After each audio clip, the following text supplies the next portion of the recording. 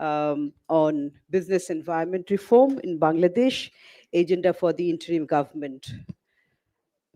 We are very happy to welcome you, and we have a set of distinguished speakers, panelists, and guests.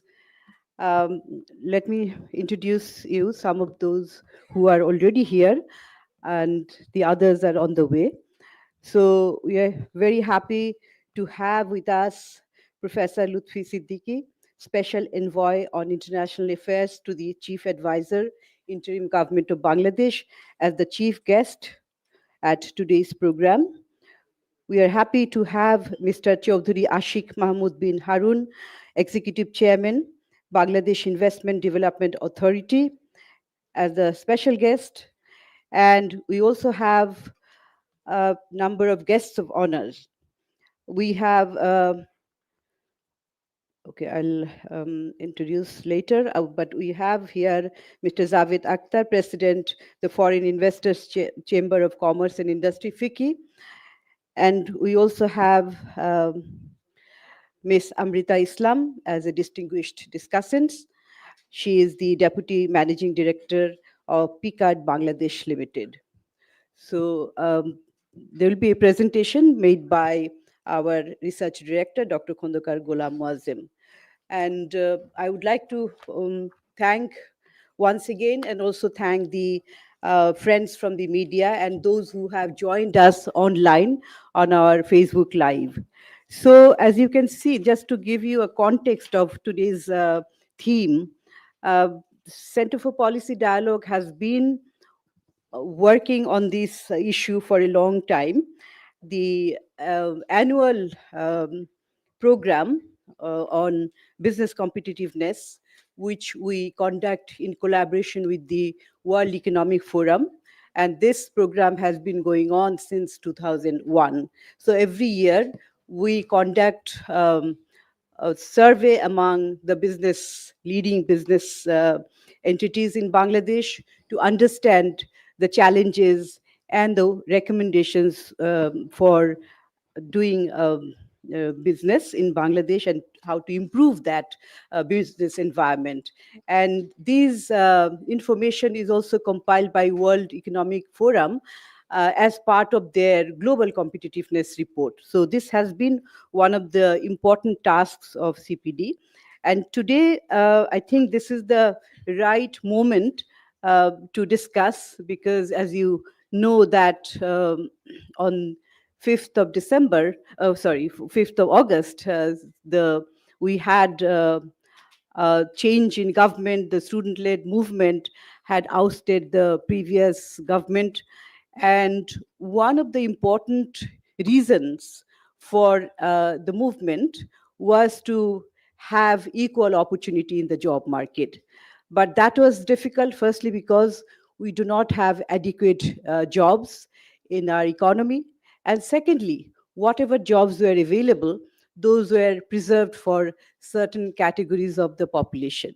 So, and that job was in the public sector, because unfortunately our private sector is not being able to create enough jobs for the youth of Bangladesh. Though, as you know, that the national unemployment rate on average is very low. I mean, the statistics, the inside story of statistics now, that according to the Bangladesh Bureau of Statistics, the labor force survey which they conduct, according to that survey, the average unemployment rate is about 3.3 or 3.4%. However, the youth unemployment rate is much more, 8%. But even worse is that those who are not in employment, education, and training, the NEET population, is between the ages of 15 and 24. The NEET population is 40%.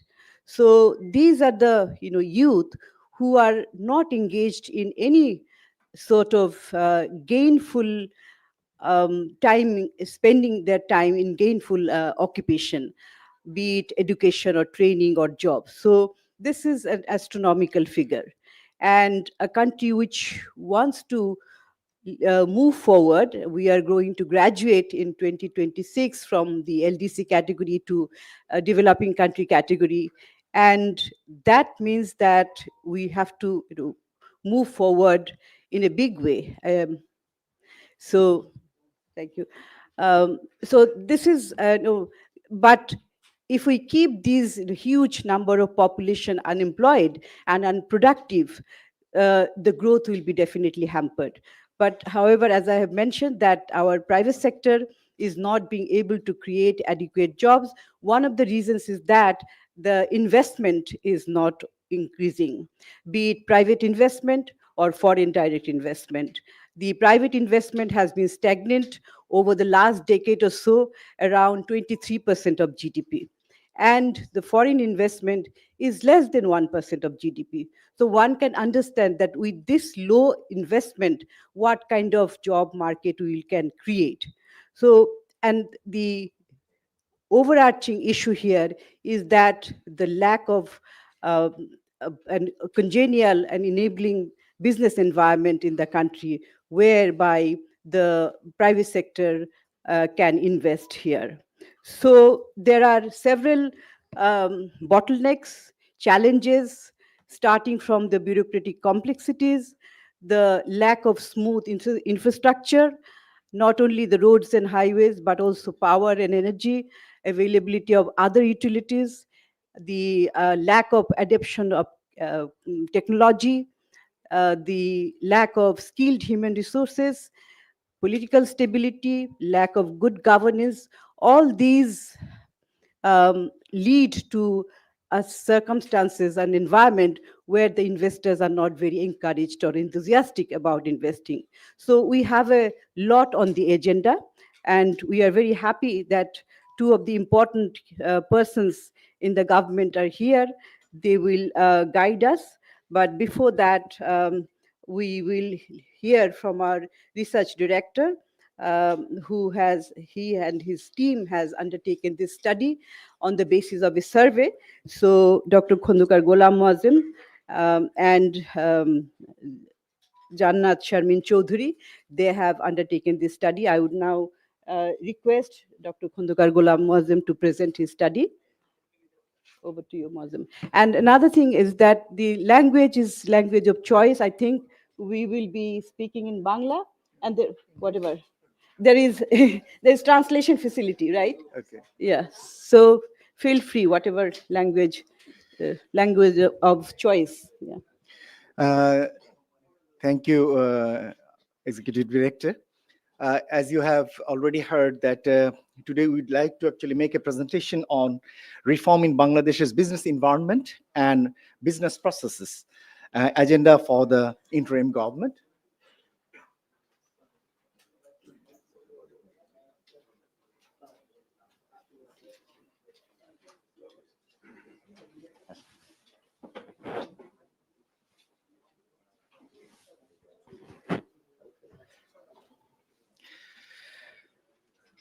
I would like to actually highlight on 4 issues. One is Bangladesh's business competitiveness and global competitiveness in the Global Competitiveness Report, which is published by World Economic Forum. Unfortunately, since the COVID happened in 2020, this report has not been published in the same name. It has changed the name as Future Growth Report. But till 2020, the report was published as the Global Competitiveness Report, where Bangladesh's competitiveness have been highlighted. Then I will actually discuss about the major problematic factors in doing business, which I think the businessmen often realize on a day-to-day basis. On every day, they are actually facing various kinds of problems that I like to actually highlight, not on a short-term perspective, but also from a long-term one. Then what sorts of agenda for reform on those areas that I will also like to highlight. And finally, some of the new business processes that we also need to thought of, some new innovative ideas, but not so new, but we have to come out with the traditional way of doing business and thus facilitating business. That's also very, very important to understand. As just our executive director mentioned, that the interim government has taken over the responsibility with the main agenda of reform. So we have to actually highlight that what sorts of reform is needed. I think the reform basically indicates transparency. Reform indicates strengthening the democratic process, and of course, the reform indicates improving the business environment. Please. But at the same time, you also realize that the earlier regime, I would say, more or less anti-reform. And that's why the overall business environment didn't actually grow much and improve much during the earlier regime. And that's why the businesses have been often done by few groups, and it didn't actually spread over to SMEs, and it was rather very much of non-inclusive manner. So that also need to be changed under this under the reform initiatives. So CPD, in partnership with World Economic Forum, conducted an executive opinion survey every year during April to June, April to July, and we have gathered information from over 60 to 80 entrepreneurs who have a business exposure not only in Bangladesh but also abroad, and have very much aware about the global business environment. And based on those informations over the last 1 decade or more, we like to present that what sorts of reform is needed under this changing scenario. We have also used some of the information from our study on business process reengineering that we did with GIZ, and also did some key informant interviews that we also used here. We will highlight some of the key areas in our presentation on governance and public institutions, infrastructure, education, health, human capital, technology, financial environment, business operation, and innovation. These are the areas that we will highlight in our presentation. And since the data have been gathered in a scale of 1 to 7, so from 1 to 3 means it is poor, 4 means it is just reached to the normal level, and above 4 it is it considered as positive response. Can you just, someone's actually talking behind? Someone talking behind, please. Can you just go outside and talk, please? And if you see the respondents level, these are the respondent levels here, where what you have understand that mostly service sector related businesses as well as manufacturing one are our major respondents in the survey. Over time, service oriented business entrepreneurs have responded much, particularly after the COVID. We found that IT based companies have responded more after the COVID in our surveys compared to the previous time. But at the same time, the industry non-manufacturing entrepreneurs are also responded in our survey. আপনারা যদি পিছনে কথা না বলেন ভালো হয়।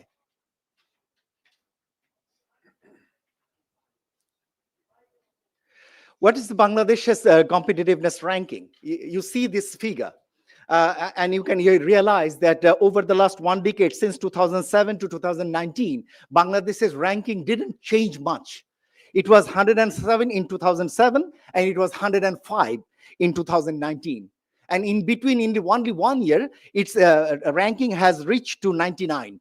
Means that it has reached to the level below to the 100 level. Means that Bangladesh over a year have been remain in the last quarter of the competing countries, and the number of countries is over 130 to 140. So you can really understand that Bangladesh's competitive ranking, even over one decade, even the last decade, didn't actually improve much. And the score you see, it is 3.55 to improve to 3.65. Very marginal level of development and improvement happened in Bangladesh's overall competitiveness ranking. Otherwise, Bangladesh's ranking almost stuck beyond the 100 mark level. And if I compare it with other South Asian countries, if you see the graph, you will see the India is always ahead in terms of the competitiveness ranking, which is around 40 to 60 level mark. Then it is Sri Lanka, which had a rank of around 60 to 80 level, and after that it is Bangladesh. And Bangladesh is almost every year it is over 100 in terms of the ranking. In few years, we found that Nepal has exceeded Bangladesh in terms of the ranking. That is, we often thought that we are just behind India and our competitiveness is quite high. Unfortunately, in truly speaking, that is not. And that we have to take into cognizance that our GDP growth may be good, some of the businesses may do good, but overall business environment is not yet up to the mark. So that we have to keep in mind while we do. And Pakistan is behind Bangladesh and Nepal. And what are the problematic factors behind Bangladesh's, in case of doing business in Bangladesh? This is the global, Bangladesh's global ranking in macroeconomic environment. You see Bangladesh's macroeconomic environment has started with a rank of 75, but it reached its peak at 35 in 2015, and afterward it has started to decelerate and decline. And it has finally, we have data of 2019, its level is 67. So you can easily imagine that macroeconomic environment actually started eroding since 2016 onward, and this has not yet been covered up afterwards. And what are the major problematic factors? These are some of the factors you see. It is corruption, it is inefficient government bureaucracy, it is foreign currency stability, it is inflation, it is limited access to financing, inadequate infrastructure, policy instability, high tax rate, complicacy in tax regulations, climate change, government instability, as well as restrictive labor regulations. So some of these are found to be problematic. And if you see this graph, you can understand what the entrepreneurs have ranked high in terms of the problematic factors. It is always corruption. Whether it is big business or small business, it is always corruption is the leading factor for all kinds of businesses for doing business in Bangladesh. And it has till 2024, we found it one of the highest in terms of the ranking. And afterwards, it is access to financing. Very unfortunate, basically for the medium and small scale enterprises, but sometimes for larger scale enterprises as well. This access to financing is also a concern. And very interestingly, you can see that foreign currency stability was not a problem till 2021. And afterward, it has started to become a major problematic factors for doing business in Bangladesh. You can see this green bar, and you can easily imagine how the perception level has increased over time. And then after, it is inflation. Inflation in between was low, but started to gun up since 2022. So that also been reflected in the figure here. But one of the major factor is that inefficient government bureaucracy.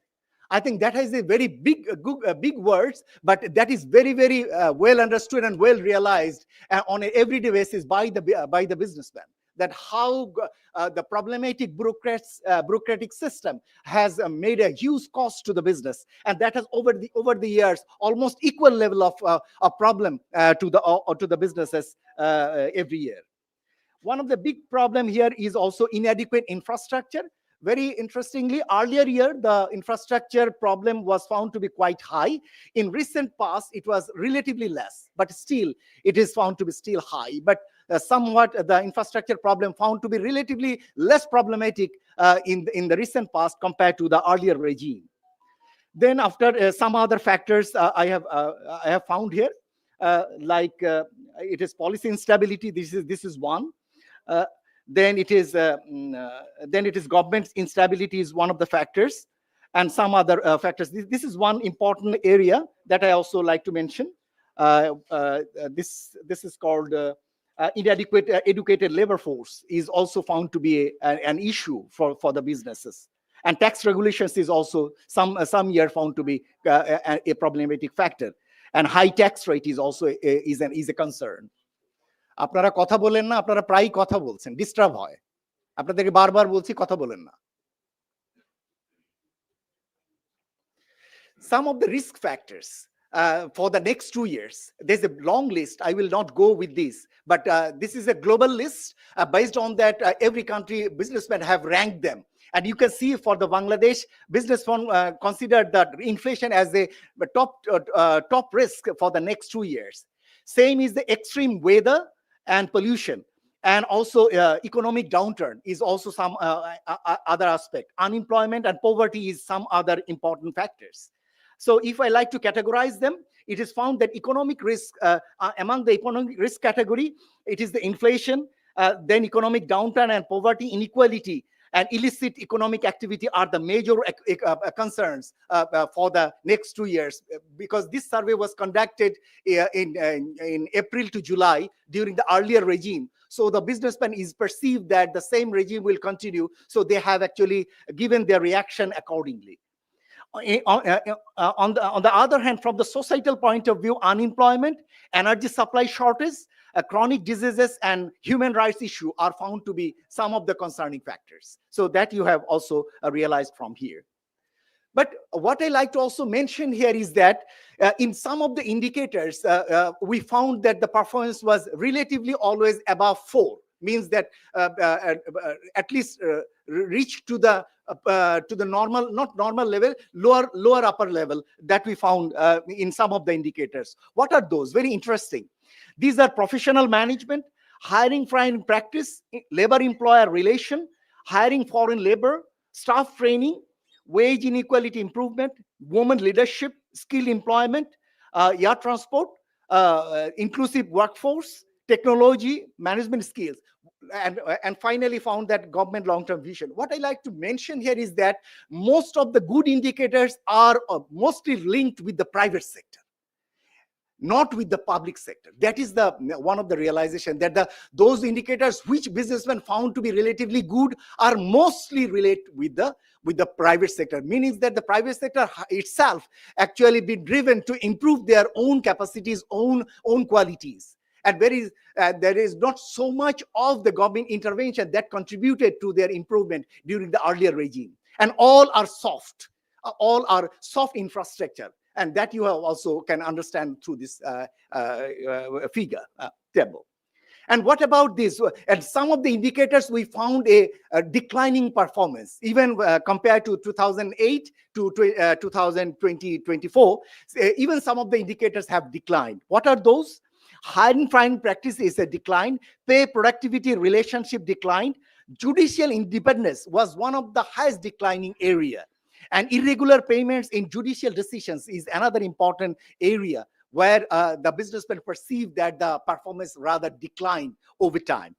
And another area is quality of tertiary education and government's long-term vision, meaning that those indicators which are linked with the government and the performance there are not up to the mark.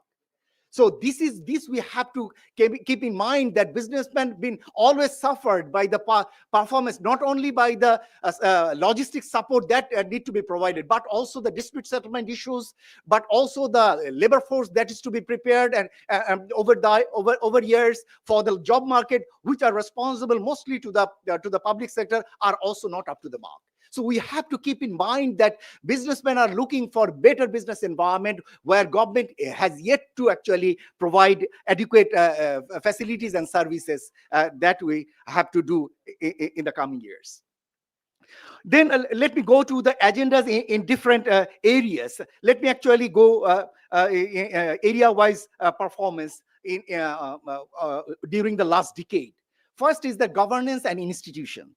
If you can see, this is the mark 4 line, which is that this is the minimum line, and this is the Nimnoshima, that's the lower level line, and below 4 it is the poor and poorer and poorest line level, and upper 4 level is good, better, and best level. So that is the way we consider this graph. And if you see regarding the diversion of the public funds, this is the level, and you can easily imagine that it has never touched to even the bare minimum level. The same is also true for the irregular payments in public utilities. It has improved very slightly, very modestly. It has improved over here, but it has not yet touched the bare minimum level. It is further decline is in irregular payments in tax collection. That has is one of the lowest level that has not been improved, rather declined in some time during this period, and still at a very poorer level. And also it is related to irregular payments in public contracts. Then it is irregular payments in judicial decisions. Then governments ensuring policy instability. It has relatively modest, but still lower than the bare minimum level. Then responsive to change, long-term vision, and government's adaptation to the crisis. Only in the area of government's long-term vision, it has somewhat above to the bare minimum level. But other than that, in most cases, the performance is quite is below the minimum level. And the same continues in other institution level indicators, like irregular payments in export and import. You can see the over time its performance. Then it is the ease of compliance with government regulations, that has also not much improved. Then ethical behavior of the politicians, that also didn't actually improve much, because that also has a very direct relationship at the field level as well as at the policy level. This is the property rights level, which has somewhat improved over time, and intellectual property rights issue has also below the level. Ethical behavior of firms is also poor. Efficiency of legal frames in challenging regulations is also just the bare minimum level, and the social mobility is also declining. So this is some of the other indicators which also show the performance. And we have other indicators. This is judicial independence. You can see its level. Then it is protection to environment and nature. This is also poor. Then adequate protection for cultural heritage. Then it is efficiency of legal frameworks and settling disputes, business costs of crime and violence. Then it is business costs for organized crime, and reliability of the police service is also very, very poor. So this was the sum of the indicators which we found was very poor. What about the policies and the laws and acts? What that the government, the previous government did some changes or didn't actually do some major changes. For example, in the Income Tax Act, there was a provision for disallowance of expenses without proof of submission of tax return, PSR. And because for the informal nature of the economy, it is very difficult to collect these PSR documents from those businesses. But there is no such solutions come out from there. The same is for abolition of cash payments over 20,000 Dhaka. That also actually affect for employees who receive a salary lower than the 20,000 Dhaka. So that is another issue. Then the tax officials' authority to seize authorities to seize rights. So that is also a problem, because that may have potential implications for misuse. Then mandatory audits also become burdensome for small businesses. So that also need to be taken care of. Similarly, is that tax on income generated by employees' welfare funds, that also been covered under the tax collection part. Though capital gain tax has also some problem in terms of the compliance related issues. Similarly is for the VAT and supplementary duty. And there is a problem in the treatment of the damaged and the destroyed goods in VAT filings, problems in complexity in VAT adjustment. There is the problem in terms of the VAT exemptions and withholding VAT at sources. So there are those problems are there. আপনারা গল্প করলে বাইরে চলে যান, আপনাদেরকে দুবার request করেছি, আপনারা এখনো কথা বলতেছেন। কোম্পানিজ অ্যাক্ট, হ্যাঁ আপনাদেরকে কথা যদি না বলতে হয় বাইরে গিয়ে কথা বলেন, এখানে ডিস্টার্ব হয় যিনি প্রেজেন্ট করছেন। না না আমি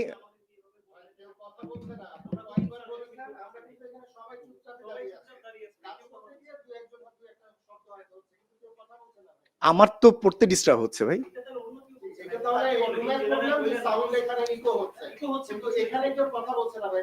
ওকে ধন্যবাদ, তাহলে আমি লক্ষ্য করছি। কোম্পানিজ অ্যাক্ট, এরপরে হচ্ছে high paid up capital requirements for 1% companies. যে পেইড আপ ক্যাপিটাল যেটা প্রভিশন করা হয়েছে সেটাও আসলে অনেক হাই, তো সেটাও এখানে একটা গুরুত্বপূর্ণ বিষয় যেটা দেখা। Then common seal requirements, individual as company attorneys সেটা একটা problem. Absence of clear merger and acquisition provisions, সেটার অ্যাবসেন্সটাও এখানে একটা প্রবলেম, যেহেতু সাম্প্রতিককালে দেখা যাচ্ছে যে এই রিলেটেড গাইডলাইনের প্রবলেমের কারণে মার্জার অ্যাকুইজিশনের প্রবলেম হচ্ছে। Then need for alternate dispute resolution, ADR, and transparency measure, সেটাও কিন্তু আমাদের এখানে খুব স্ট্রং না, যেটা আমাদের এখানে সমস্যা করছে বিজনেসম্যানদের। RJSC, যেটা জয়েন্ট স্টক কোম্পানি, সেটিও আসলে not up to the mark in terms of providing IT based service providing facilities. একইভাবে gaps in corporate governance and accountability, যেখানে ম্যান্ডেটরি ইন্ডিপেন্ডেন্ট ডিরেক্টর থাকার কথা এবং অডিটর থাকার কথা, সেই জায়গাগুলোতে ট্রান্সপারেন্সি এবং অ্যাকাউন্টেবিলিটির সমস্যা রয়েছে, সেই জিনিসগুলো আমরা এখানে দেখতে পাচ্ছি। তো সেই জায়গা থেকে আমরা যদি একটা বিজনেস কেস নেই, তাহলে আমরা দেখতে পাচ্ছি যে গভর্নমেন্টের বিভিন্ন প্রতিষ্ঠান বিভিন্ন ধরনের লাইসেন্স দিয়ে থাকেন এবং তারা বিভিন্ন রকমের রেজিস্ট্রেশন করে থাকেন। আপনি এখানে সেগুলো দেখতে পাচ্ছেন, বিভিন্ন প্রতিষ্ঠান কি কি ধরনের লাইসেন্স তারা বিজনেসম্যানদেরকে দিয়ে থাকেন, সেটা বড় বিজনেস হোক অথবা ছোট বিজনেস হোক, সেটা কিন্তু তারা এখানে দিচ্ছেন বলে আমরা এটা দেখতে পাচ্ছি। এবং সেটিকে যদি আমি এইভাবে নেই, বিভিন্ন খাতে কি কি লাইসেন্স লাগে সেটা যদি দেখেন, গার্মেন্টস খাতে এই 16 থেকে 18টি লাগে, লেদার ফুটওয়্যারে এই ধরনের ডকুমেন্টস গুলো লাগে, ফার্মাসিউটিক্যালস এগুলো লাগে, ফুড প্রসেসিং এ এগুলো লাগে, এবং সিরামিক ইন্ডাস্ট্রিতে এগুলো লাগে। আমার বলবার বিষয় হলো, you will see that almost all most of the cases the documents are quite same. So what our suggestion is that why not be having a hub or a hub where all these kinds of documents to be preserved, so that any company who would like to be registered will just submit their documents online there, and government authorities can just check those documents in that from that national hub.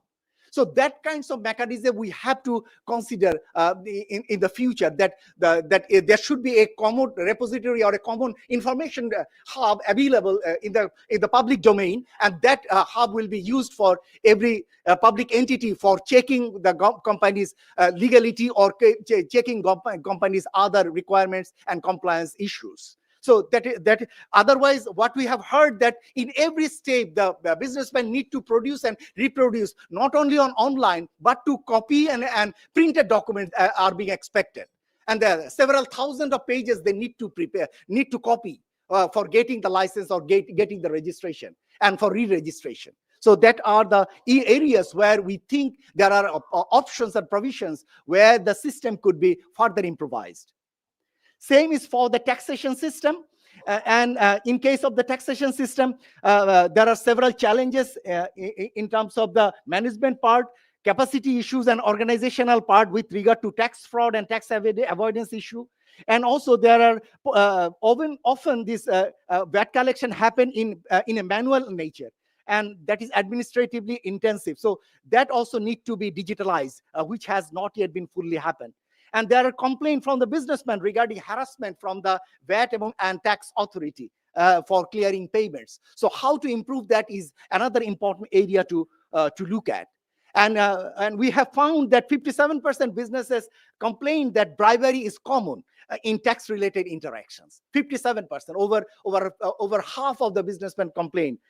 I would rather say it was rather quite high. Then it has rather increased from 47.8% from the previous year. And tax system is perceived to be quite complex and burdensome, which mentioned by 60% of the businessmen in one of our survey related study that we have found there. So what is our recommendation on governance and institution? Regarding the ease of compliance on government regulation, we think that we need a regulatory reform commission. And you could recall there is such a commission actually had been enacted and operated during the caretaker regime in 2007 to 2009. And that commission has made some good works, but couldn't actually complete that time, make the regulatory issues more easy, identify the areas where more regulatory changes are required, and thereby provided some good suggestions to how to simplify the regulatory issues. So that kinds of a commission maybe we consider for changing the regulatory part of the study. Same is for the Better Business Forum, to exchange views on problems and solutions that we also observed during that time. We saw that under the interim government regime, I would say that this government should also do more interaction with the businessmen, and that could be happened through actually forming such a business forum, and where they could actually share and exchange their views on various kinds of business related problems. We need mandatory formalization of the business. We need digitalization of the business operation and the services. That's also very, very important. In case of the ethical behavior of politicians, we think that the fixed and financial assets of the politicians who will take the public positions should be made public, must be made public. Then we need an effective grievance mechanism, and that can be done through digital case management, regular feedback mechanism.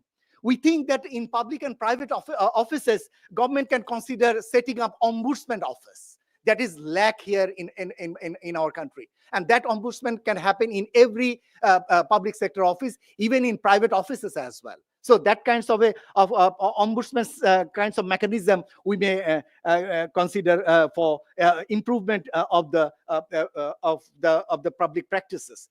The same is true for the diversion of the public funds or irregular payments in public contracts. We think that public procurement should be done transparently, and in this case, e-procurement guideline should be amended. I think the e-procurement guideline, which is available at this moment, cannot actually ensure a transparent and competitive bidding process, and that need to be make competitive and transparent. The financial disclosure of the parties and ensure responsibilities of the parties involved in project implementation need to be ensured. Regarding the irregular payment in public utilities, I think the public finance management system to be improved. In this case, the public accounts committee, which is in the national parliament, also need to be made much more functional and effective. The same is true for the tax collection process in irregular payments, and that can be our recommendation is to enforce digital payment system, financial disclosure of the person involved in tax collection process, strengthen the financial reporting of the corporate bodies. That is also important because financial reporting is weak in our country. Then it is instruments to identify tax avoidance and tax evasion. Then we may introduce Aadhaar card like in India to integrate all kinds of financial transactions happen within the country. It's also true for the judicial system, and how to modernize the judicial system is very, very important. In this case, selection of the judges to be make open, then judiciary functional to be made, electronic case management to be introduced, e-court system in cases can be introduced. Irregular payments in export and import, we can enforce SI quota, and under that HS code up to 10-digit level need to be enforced, because often businessmen complain that because of the vague nature of HS code under 6-digit level, the tax collector often collect more money than they are supposed to pay, and that can be reduced if the HS code level can be extended to 10-digit level. The same is true for the policy stability issues, responsiveness issues, and the long-term vision point of view. In case of the infrastructure point of view, I think you can see the Bangladesh's performance. It is still lower the bare minimum level, like the quality of the road infrastructure, reliability of the water supply, then efficiency of the train services, then it is efficiency of the airport services. I found that air transport services has improved in recent years, and that also been contributed largely by the private sector, I understand.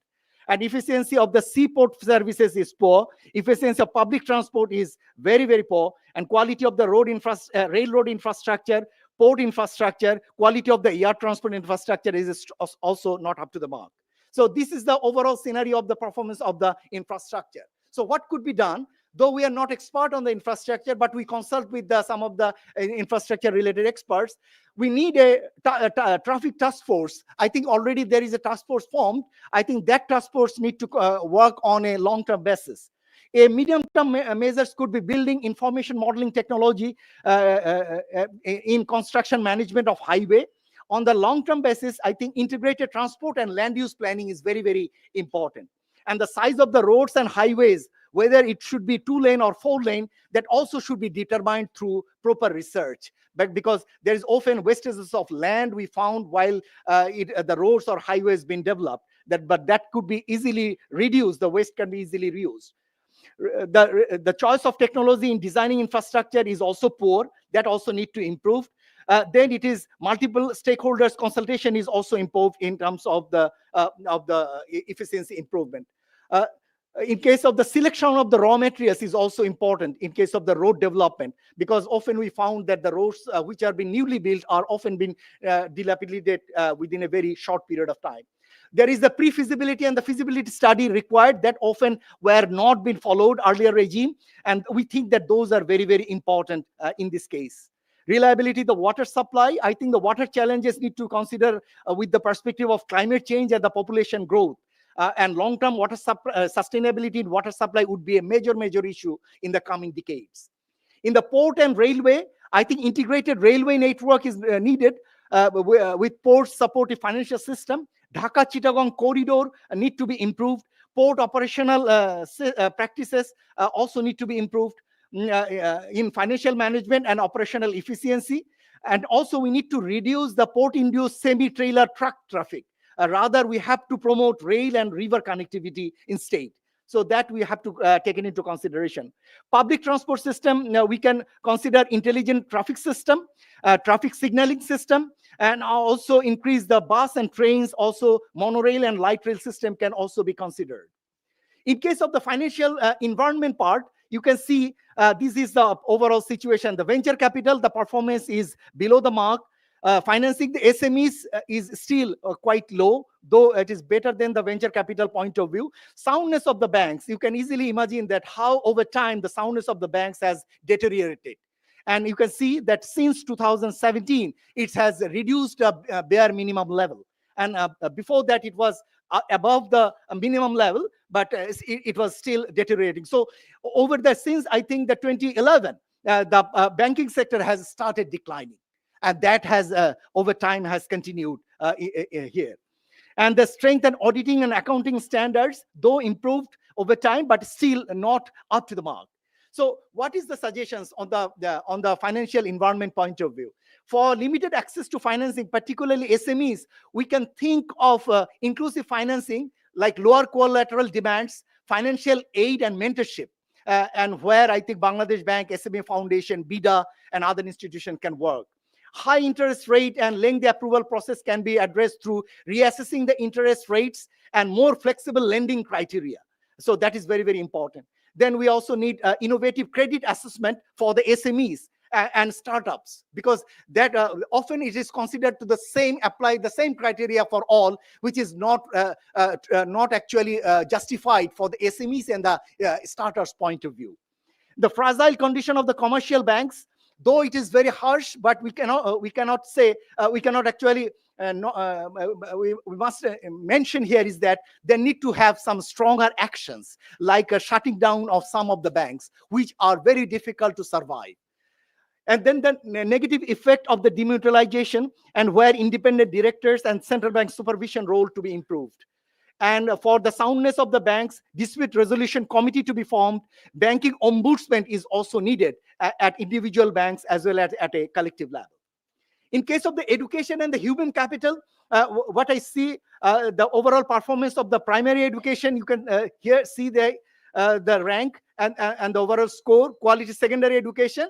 And interestingly, you see that tertiary education is declining. It is the college and the university level education is being declining over time. The same is also true for the vocational training, partly improved the foreign labor employment in recent past, that inclusion of the women in leadership position, particularly in the job market, then the skilled labor force in the local labor market, and fill vacancies of foreign laborers that also been shown here.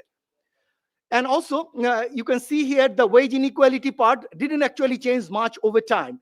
And pay productivity also almost at the same level. And the same is true for the staff training, quality of the education system for the science and maths, and also all are below the level.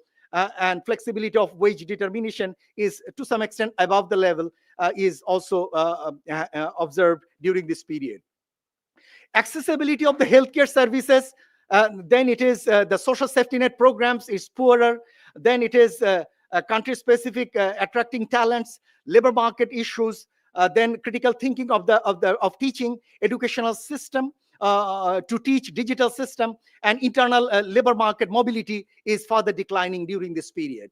And in case of the IT-related indicators, university industry collaboration, companies embracing disruptive technologies, then it is availability of local content requirements is somewhat improved in the recent past.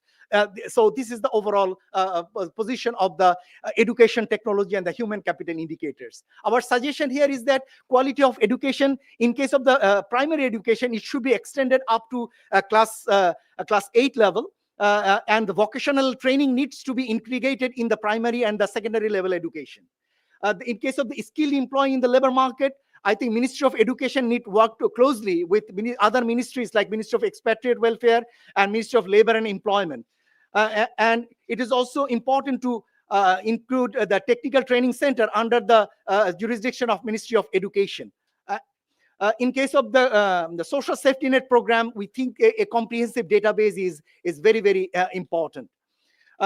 University level and the industry level collaboration, it has often been largely said but not been realized yet, that innovation hubs and incubation facilities to be developed in the universities, which has not happened yet much. Joint funding programs is also important. Then companies embracing disruptive ideas. In this case, I think the tax exemptions timeline for ICT companies need to be extended. ICT experts to be involved in the authority, and IT sector for the human resources also need to be included much. Offshore companies are also to be legalized in a formal way. Then it is the enlistment of these companies in the stock market to be relaxed, the compliance requirements to be relaxed. In case of the unpredictable power supply and other things, we think that we need to consider alternate energies, right, renewables, and provide adequate incentives for that to the private companies to use those alternate technologies and alternate energies. Let me come to the last part of these challenges. It is the performance of the domestic competition. And what we found that in terms of the extent of the market dominance, it is still limited for few companies. Attitude towards entrepreneurial risk has improved, but yet it is not up to the mark. Buyer sophistication on product is improved. Then disruptive effect of taxes and subsidies on competition is rather affecting the companies to some extent. Then competition in retail and the business facilities is better, but not change much. Competition in the network services, competition in the professional services are relatively better in the business competition part. In case of hiring and firing, you can see the graphs. Innovative companies, better in flexibility working arrangements, professional management, collaboration with the companies is poor. Then labor employment relation, collaboration within a company, willingness to delegate authority is still not up to the mark, but still at a very lower level, though at just above the bare minimum level. So what we have suggested here is that to extend the growth of companies, we need mandatory registration, we need digitalizing government regulation, and no formal registration, and taking actions and to facilitate businesses to go for formal registration. And also we need to ensure the licensing, registration, and business operation process following the international guidelines and international benchmarks. We need to simplify the renewal process, and we need to reduce the extent of period of re-renewal issues. We need to reduce those number and frequencies. That's also very, very important. For small businesses, I will also mention foreign aid, financial aid mentorship is very important. Then it is financial access and the support, and government-backed scheme, innovative business is needed. We can introduce biometric verification for bank loan collateral and land registration in order to ensure better collateral related dealings between the banks and the companies. And finally, the sustainability, the environmental compliance. I think the green technologies already, we found that the new government has taken in some of the major initiatives. So that will be further expedited, and government will provide more facilities to companies who use green technologies in their businesses. So in case of the business process design, what sorts of mechanism the government can thought of? I think in an IT-based mechanism, we have to thought of if we really like to reduce the burden on the businesses, or to create a new business process reengineering. So, and this IT-based system can work in organizational structuring. This IT-based system can work in behavioral changes, and that can facilitate an overall business process reengineering. And that could be done in several ways. First is the creation of an online integrated online platform, and comprehensive digital platform is very, very needed. So that is very important. Then it is the simplification of the registration process with a business identification number. So that BIN number could be the unique identity that could be used for all kinds of documentation related requirements for a company. And that could be considered as a single reference for the company. So these kinds of mechanism we have to thought of. We need to ensure services one-stop shop. Though it is mentioned that one-stop shop, but the BIDA, which has in the earlier regime have been introduced, but most of the services were outside the purview of the BIDA at that time. So we expect that this BIDA service of one-stop shop, or the BEZAR service of one-stop shop, or the EPZ service, BEBZAR service of one-stop shop should be functional and should be really one-stop. It should not be full-stop in nature.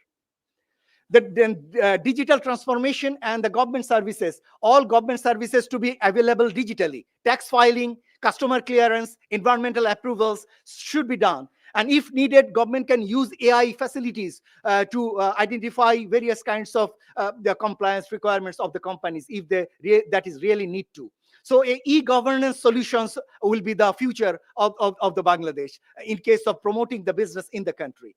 So for the SMEs, we have already mentioned, in a special economic zone, we often found that the big companies get the facilities there, but not so much promoting the SMEs there. We think that SMEs and startups also should get supported and facilities in the special economic zone.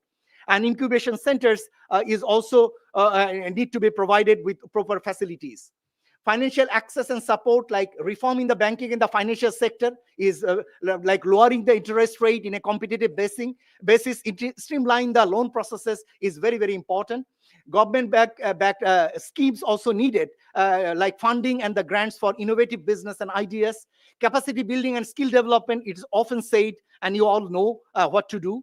Then it is the training of the government officials is also very important.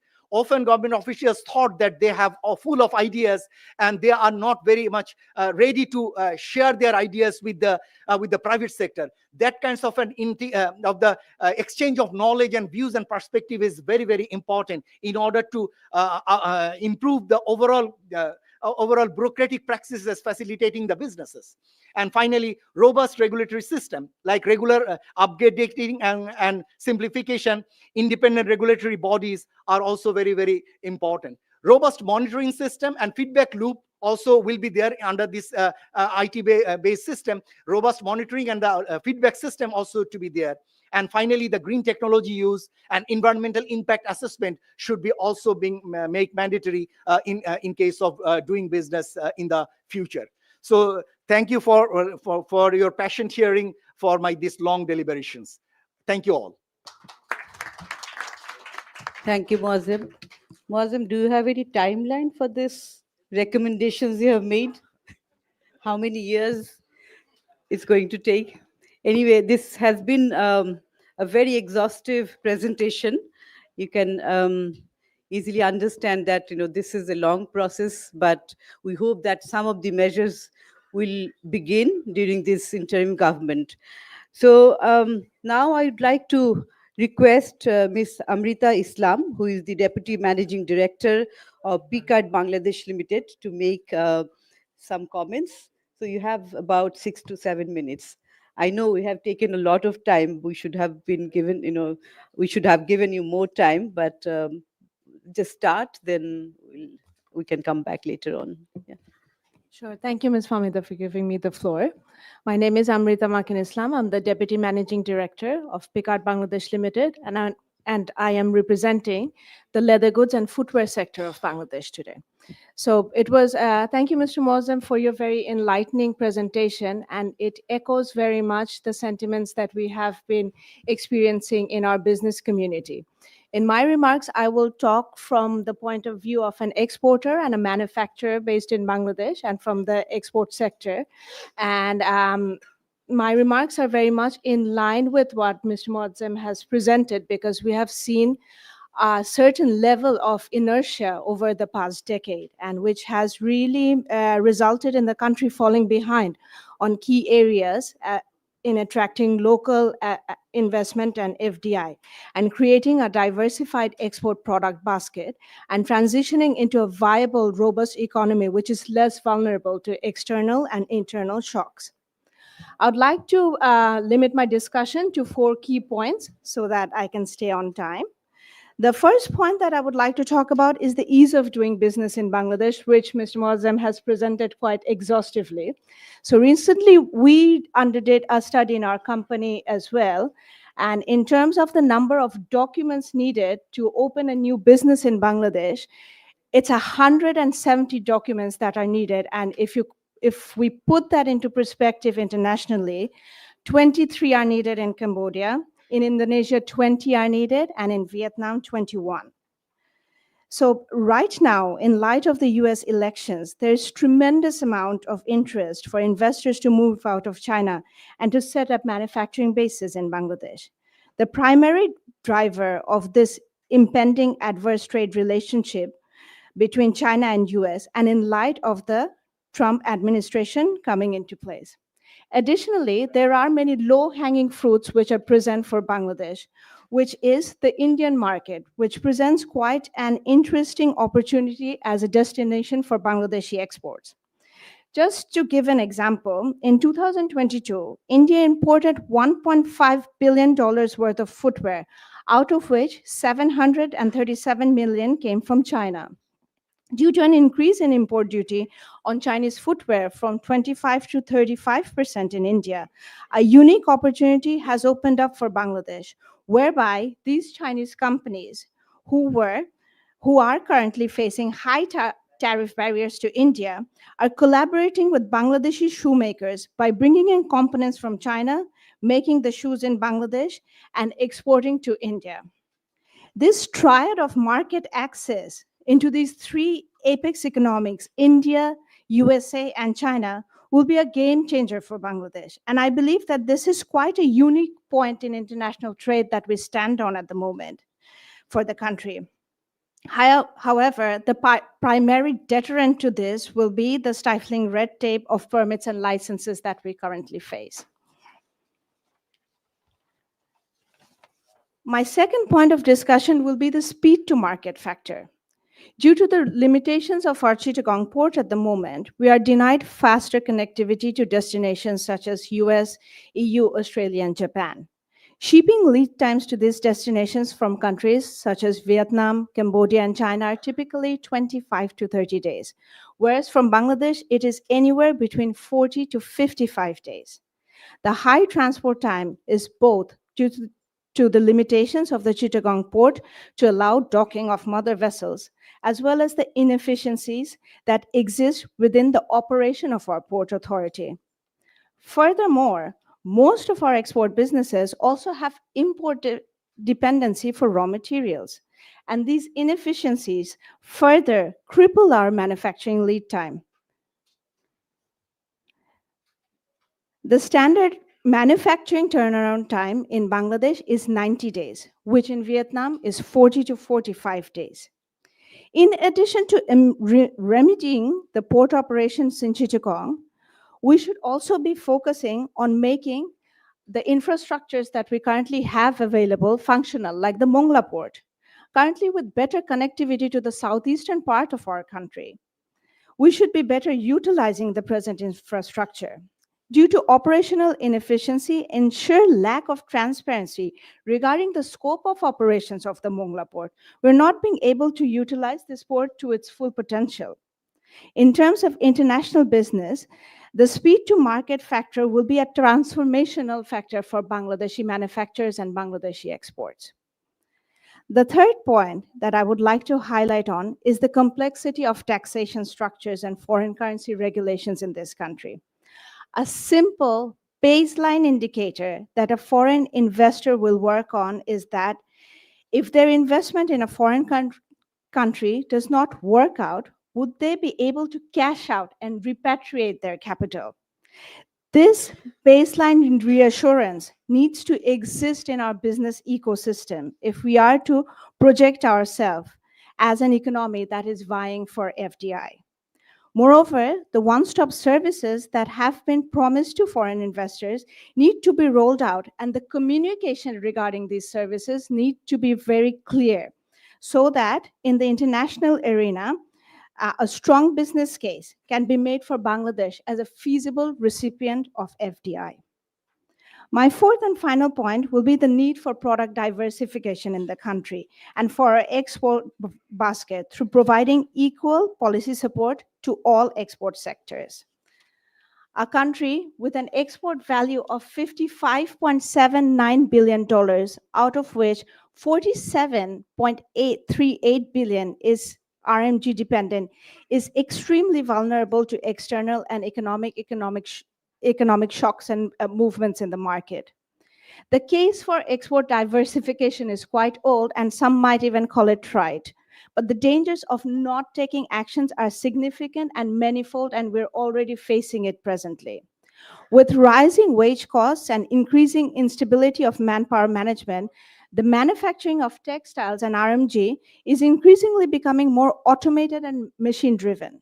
In a country of roughly 170 million people, where our demographic dividend is one of our core strengths, we have to harness this potential and branch out into labor-intensive manufacturing sectors, which will provide gainful employment of our youth. This can be possible if we take significant steps to scale up the production capacity and to encourage investments in our other manufacturing sectors such as pharmaceuticals, light engineering, footwear, accessories, plastics, etc. Moreover, it is of paramount importance to enrich our export basket so that our risks are diversified and we move towards building a more robust foreign exchange earnings portfolio.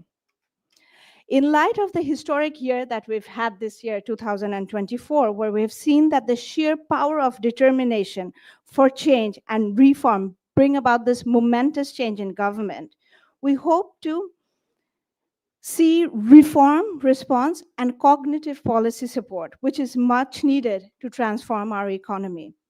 With the global economic situation Bangladesh finds itself in, there is a unique opportunity where investors are feasibly eyeing Bangladesh.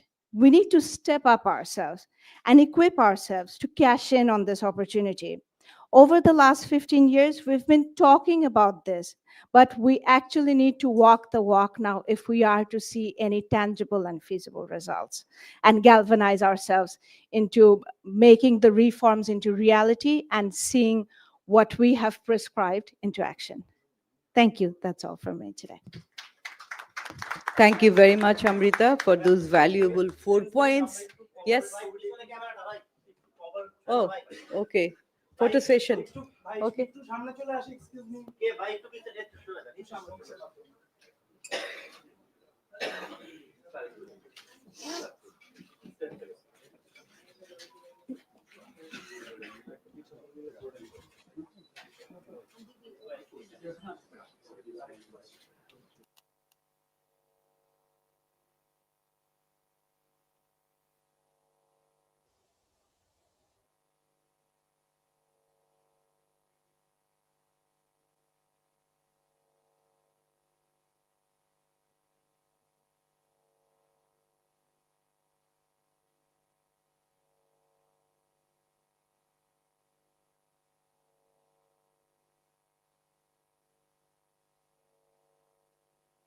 Thank you.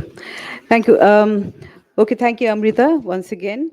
Now I would like to request Mr. AKM Fahim Masroor, Chief Executive Officer, bdjobs.com Limited. So, Fahim, Okay. if you can limit 5 minutes? yourself within, yes, Okay, 5 minutes okay, would be thanks. fantastic. Thank you.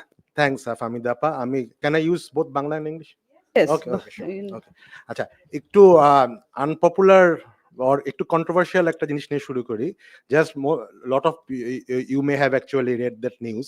আবার আমি হেডলাইনটা পড়ছি. Elon Musk and Vivek Ramaswamy will lead new Department of Government Efficiency in Trump administration. This was the news 3 days ago. আজকে যদি এই নিউজটা আমাদের কোথাও আসতো যে বাংলাদেশের, আমি জানি না, হয়তো আসতো যে Abdullah Al Mintu will lead the Government Efficiency Department of Bangladesh. I'm not sure how we would have actually responded. So, we probably, Ashik Chaudhary is actually looking at me. He is one of exception. Jay positionটা normally bureaucratরা থাকতো এতদিন পর্যন্ত. At least we are very happy that government is trying some experimentation, and so far he has been excellent. এবং probably আমাদের এই যে ফিয়ারটাকে দূর করেছে। But আমার কাছে মনে হয় that kind of disruptive mindset we need to do if we really want some real reform. আমরা রিফর্ম নিয়ে গত 30-40 বছর ধরে অনেক কথা বলছি, অর্নামেন্টাল রিফর্ম অনেক হচ্ছে, but we need some real deep kind of structural thing, and that has to come from the leadership. আমরা যদি জাস্ট একজন এক্স সিএসপি অফিসারকে দিয়ে কোনো এই টাইপের কমিশন তৈরি করে বলি যে রিফর্ম হবে, administrative reform, tax reform, sorry I don't have any, আমার নিজের বাবাও গভর্নমেন্ট সার্ভিস হোল্ডার ছিল, but I think we need a mind first change the mindset of how what we want to do, and it has to be citizen and private sector led. তো সেটা দিয়ে আমি আসলে শুরু করছি। lot of things have actually come. আমার কাছে মনে হয় যে এই সার্ভেটা আমি নিজেও আমাদের কোম্পানি বিভিন্ন সময় পার্টিসিপেট করেছিল, but I assume that this most of this survey respondents are little bit formal, a little bit big and medium size companies. But আমার কাছে মনে হয় যে at the all of us know that আমাদের দেশের economy যদি বলেন, employment market, সবকিছু কিন্তু এখনো মেজরিটি ও 70-80% আর বেসিক্যালি ইনফর্মাল এমএসএমই বেসড। সেই জায়গাটা অনেক ক্ষেত্রে হয়তো আসেনি, সম্ভব ছিল না হয়তো বিভিন্ন কারণে, বাট যখন আমরা ফর্মাল কথা বলি, cost of and is of doing business বলি, অফকোর্স সেটা একটা অ্যাসপেক্ট, বাট আমার কাছে মনে হয় বাংলাদেশে probably it is more important to talk about sometimes cost of entering business rather than cost of doing business. The reason I am saying that, a boro company, MNC bolen, whatever bolen, they already have a setup to have this kind of compliance of hundreds of licenses that Amrita was saying. Of course, that should not be, but at least you have, or we have that kind of system, organization to handle those things. But think about a 24-year graduate who has a brilliant idea, want to start a new business. সে তো যখনই দেখে যে আমার এরকম 30টার মতো licence লাগবে, আমার একটা ছোট ফ্যাক্টরি করব, এনভায়রনমেন্টাল লাইসেন্স, এই লাইসেন্স ওই লাইসেন্স লাগবে, ভ্যাটের একটা রেজিস্ট্রেশন লাগবে, income tax every year I have to submit, every মাসের 15 তারিখে আমাকে ভ্যাট রিটার্ন সাবমিট করতে হবে। সে ব্যবসা করবে, ইনোভেট করবে, নাকি কমপ্লাই করবে? আমার কাছে মনে হয় যে দিস ইজ সামথিং, আপনি যদি আজকে lot of us have actually offices in Singapore, we just অনলাইনে রেজিস্ট্রেশন করি, উই ডু বিজনেস, এবং একটা রেভিনিউ থ্রেশহোল্ড হওয়ার আগ পর্যন্ত we even don't need to return our yearly audit report to the regulators. So if Singapore can do that, why can't we do that? কেন আজকে আমার একটা 5 লাখ টাকার ইয়ারলি রেভিনিউ ব্যবসার ক্ষেত্রেও এভরি মাসের 15 তারিখে আমাকে ভ্যাট রিটার্ন সাবমিট দিতে হবে, income tax return submit, TDS return submit করতে হবে? So these are some of the things আমার কাছে মনে হয় যে আমাদের বিগ কর্পোরেট স্ট্রাকচারাল পার্সপেক্টিভ যেরকম আমাদের ভাবা উচিত, একেবারে বটম লেয়ারে এমএসএমই মাইক্রো এন্টারপ্রাইজ লেভেলেও আসলে জিনিসটা করা উচিত, because all of us know about the importance of this thing, and of course our country is now run by a person who has actually championed the MSME or micro enterprise cause for all of his life. তো সেই একটা ব্যাপার আমি একটু highlight করার request করব। আরেকটা হচ্ছে যে আমাদের ফিলোসফিক্যাল একটা ব্যাপার করতে হবে। আমি একটু একটা ডিসএগ্রি করি মোয়াজ্জেম ভাইয়ের সাথে যে all business has to B registered. আমি ব্যক্তিগতভাবে মনে করি এটা it will actually create another layer of complication or friction. Let them, বিজনেসের আসলে পারপাস কি? ইফ উই আস্ক আওয়ারসেলফ, বিজনেসের পারপাস কি গভর্নমেন্টকে রেভিনিউ দেওয়া or job create করা? আমি ব্যক্তিগতভাবে I am of that philosophy that any business's primary role is to create job. It is not, the primary role is not to support government. Of course government revenue collection করতে লাগবে, but primarily তাকে measure করতে হবে সে কতটুক job create করলো। কোনো একটা ছোট MSME বা একটা মিডিয়াম সাইজ কোম্পানি যদি জব ক্রিয়েট করে, why you actually burden him with so or her with so many kind of মানে complications, friction in their current business. So সেই জিনিসটা একটা করতে হবে.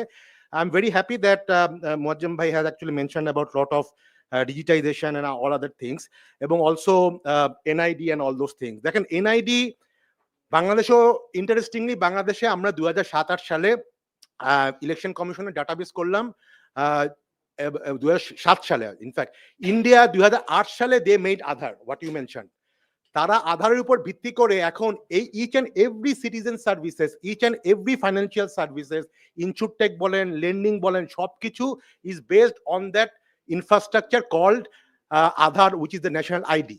আর আমরা ইন্ডিয়ার থেকে 1 বছর আগেও যে জিনিসটা করলাম, and it was a massive thing, like 8-9 কোটি মানুষের NID, biometric NID, it was a massive thing.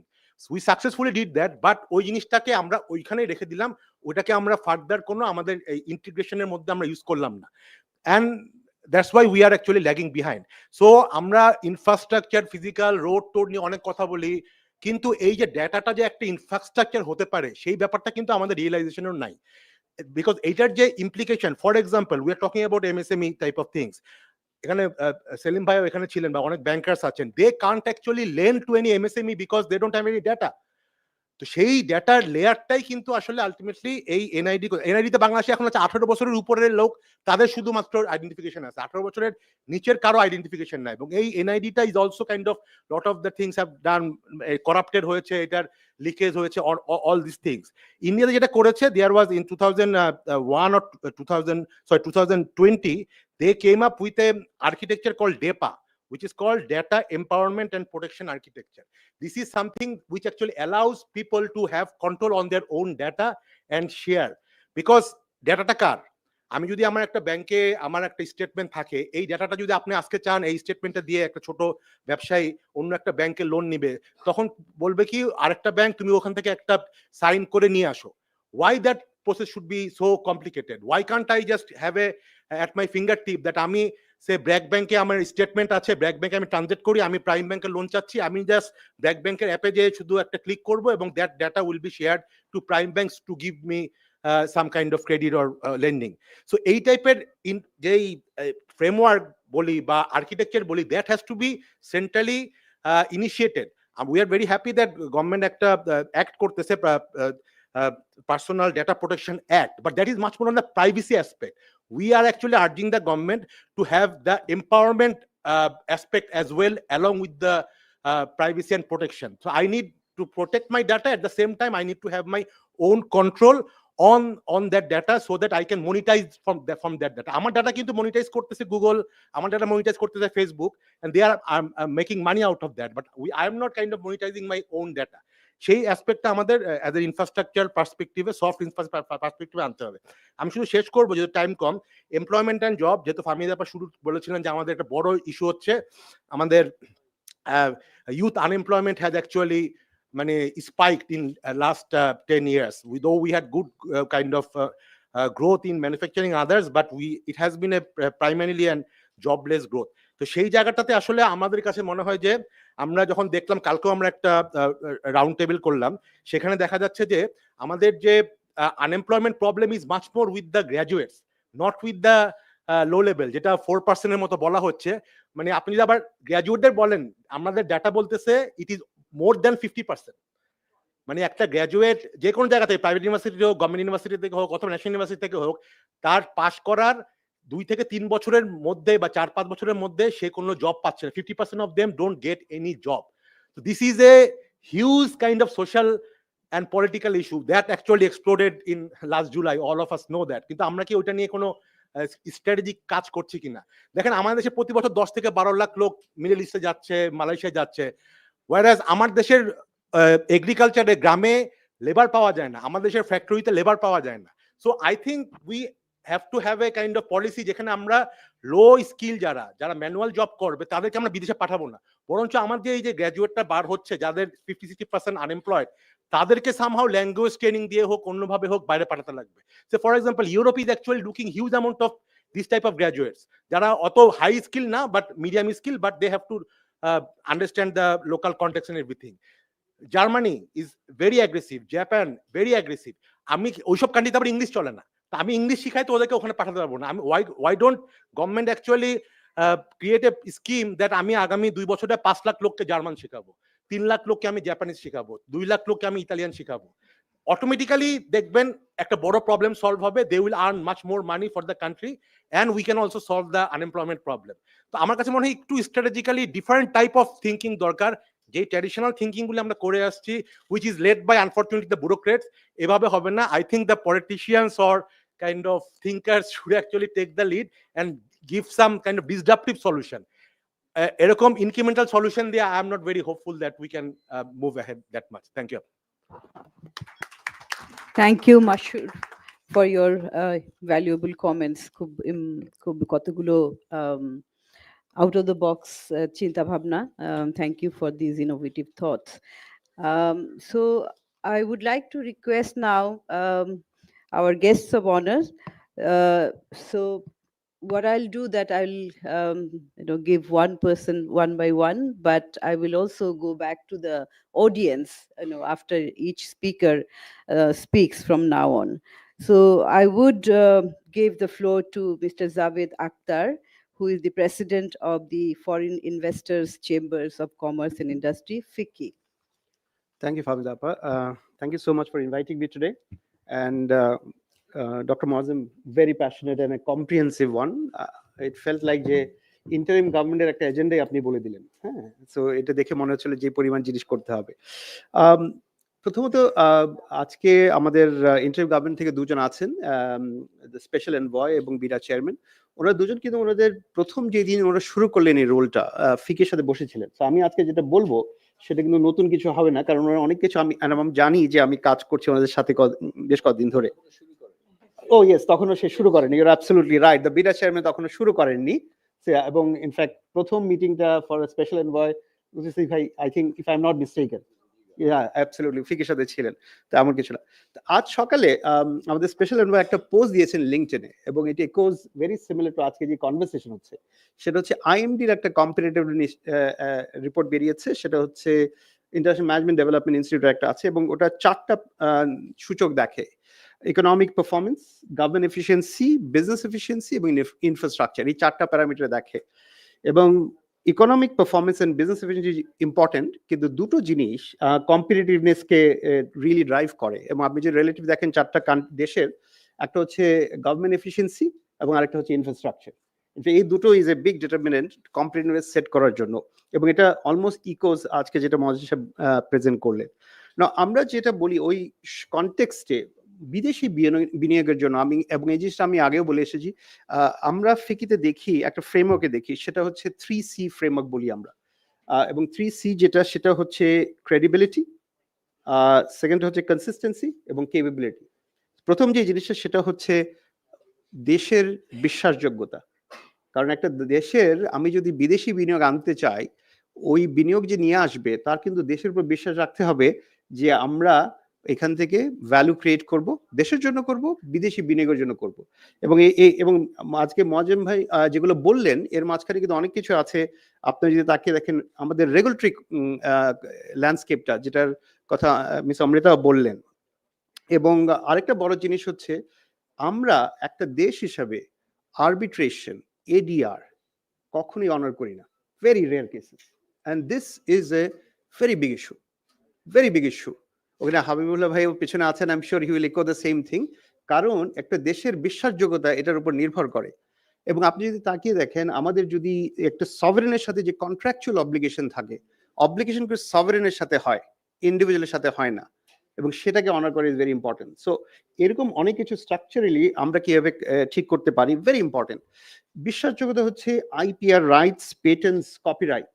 কারণ আমরা বিদেশি বিনিয়োগ যখন আসে, এটা ফাইন্যান্সিয়াল ইনভেস্টমেন্ট না, কারণ অনেক নলেজ টেকনোলজি ট্রান্সফার আসে, এবং ওটা যদি আমরা প্রোটেক্ট করতে না পারি সেই বিনিয়োগ কিন্তু কখনোই আসবে না। এবং আমাদের এই বিনিয়োগ আসাটা কিন্তু আজকালের কিছু না, as a country we have not attracted. গত 52-53 বছরে খুব রেয়ার ইনভেস্টমেন্ট এসছে, so we have not structurally নিয়ে আসতে পেরেছি। সেকেন্ড যে কনসিস্টেন্সি, পলিসি যেগুলো আসছে, যে পলিসির ধারাবাহিকতা, কারণ আমাদের পলিসি কখনোই শেষ হবে না। যে ক্লাসিক যে জিনিসটা, অ্যান্ড থ্যাঙ্কফুলি এগুলো অনেকগুলো চেঞ্জ হচ্ছে, আই নো এনবিআর যেমন করছেন, হচ্ছেন যে আমি বছর শেষে ফাইন্যান্সিয়াল ইয়ার চেঞ্জ করার পর হঠাৎ আমাকে বলা হলো যে ট্যাক্স রেট চেঞ্জ হয়ে গেছে। Can you imagine? এটা সত্যি কথা, পৃথিবীর আর কোনো দেশে নেই যে রেট্রোস্পেক্টিভ, এটা একটা নতুন টার্মও ছিল আমাদের, ট্যাক্সেশন। এইগুলো আর্কাইভ ড্রাকোনিয়ান ল, এগুলো কখনোই বিদেশে আনবে না, কারণ আমাদের এই সমস্ত স্ট্রাকচারাল রিফর্ম আনতে হবে যে এইভাবে যাতে না করি। অফকোর্স আমি ট্যাক্স ঘামবো, প্রোগ্রেসিভলি হায়ার ট্যাক্স দেবো, that is absolutely right, it is very important, কারণ এই ধারা কিন্তু থাকতে হবে। আমাদের এখানে একটা জিনিস রাখতে হবে যে এই পুরো জিনিসগুলো, সেটার সাথে একটা জিনিস ইফেক্টিভ ট্যাক্স রেট, যেটা মহান সাহেব বললেন। আমাদের এখানে ট্যাক্স রেট আমরা প্রতিবার বলি যে আমরা ট্যাক্স রেট কমাচ্ছি। আপনারা কি জানেন যে ইফেক্টিভ ট্যাক্স রেট দেশের is one of the highest? মানেটা কি? আমরা স্ট্রাকচারালি বলছি আমার এখন ট্যাক্স রেট 25%, কিন্তু আসলে হিউজ অ্যামাউন্ট অফ ডিসঅ্যালাউয়েন্স আছে at the description of NBR.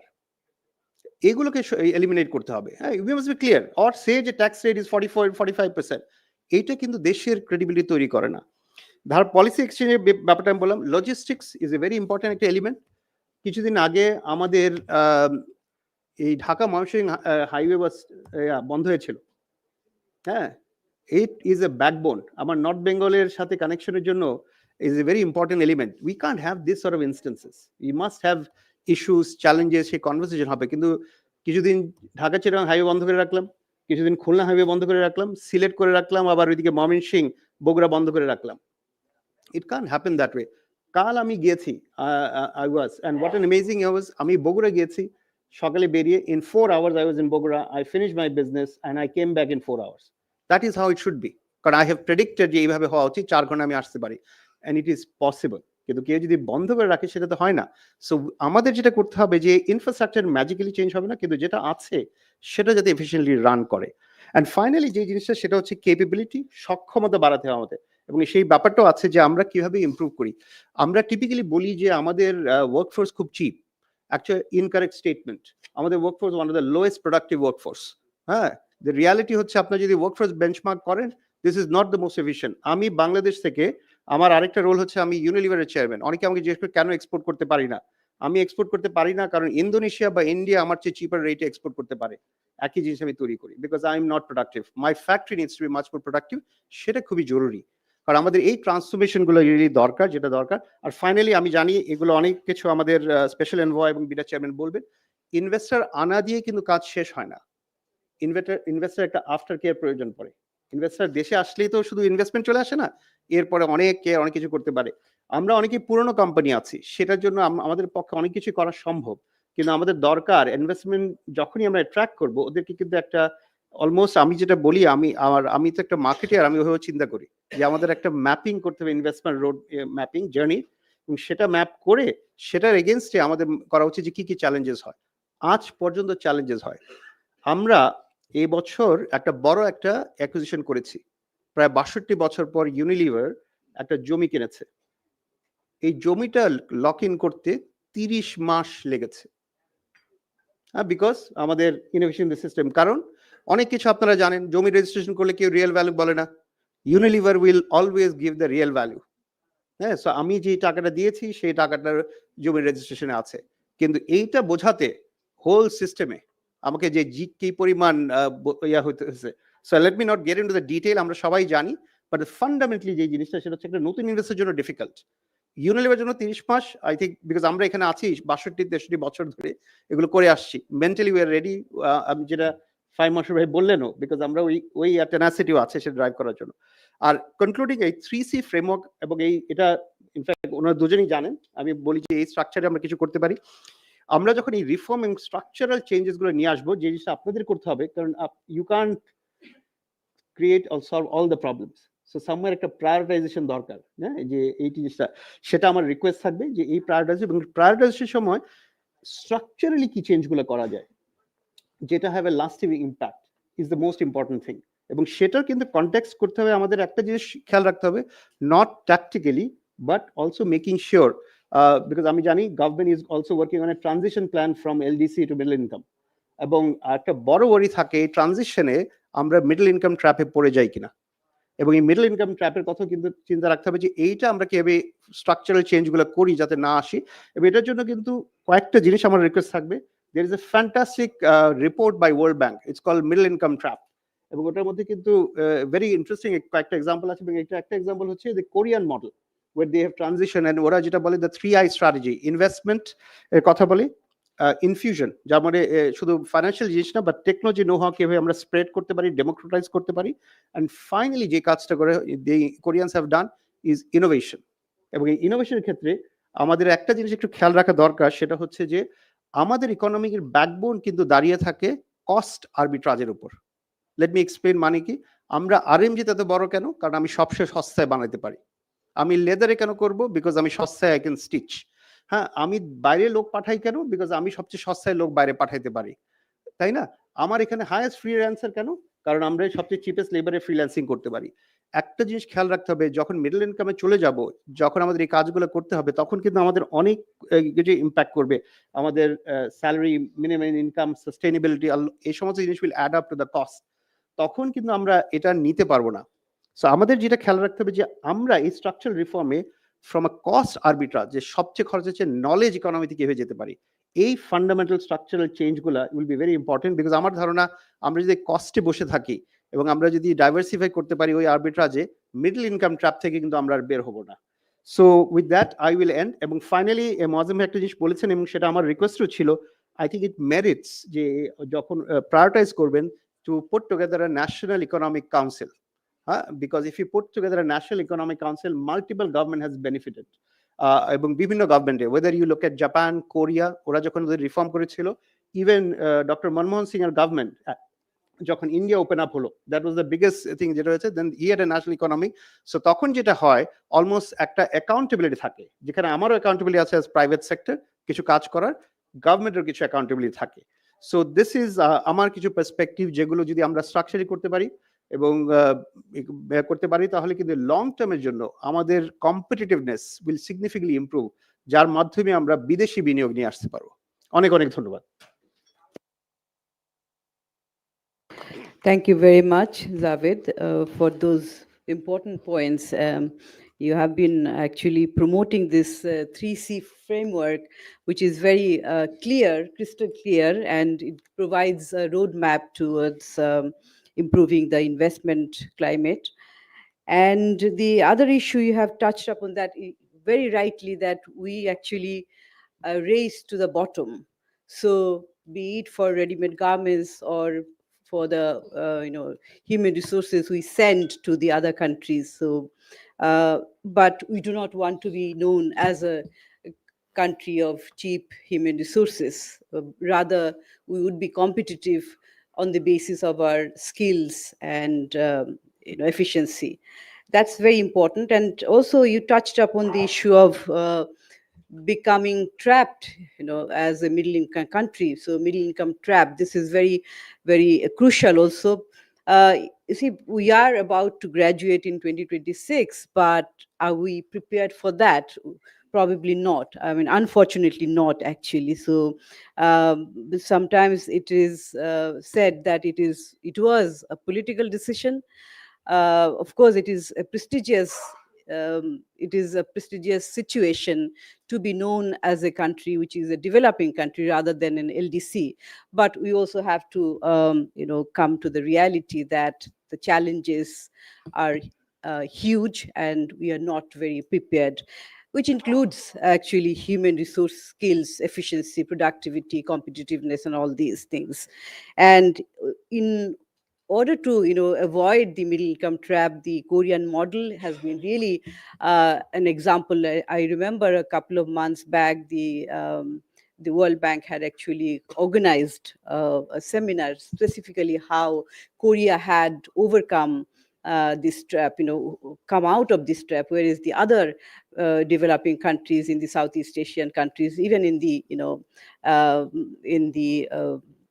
Latin American countries, many countries, they are still, in the middle income trap. Some countries are there over 20 years. So that we have to be mindful of that. Thank you very much. So I would now open the floor. আমি এখন খুলে দেব কিছুক্ষণের জন্য, তারপরে আবার আমাদের guest of অনারের কাছে শুনবো। তো কিছুক্ষণের জন্য খুলে দেব। আপনারা খুব সংক্ষেপে 2 মিনিটের মধ্যে আপনাদের মতামত দেবেন এবং কংক্রিট রেকমেন্ডেশন যদি থাকে, কারণ এখানে আমাদের পলিসি মেকাররা আছেন, তারা আপনাদের পয়েন্টগুলো নিয়ে যাবেন। জি, mister Gafur.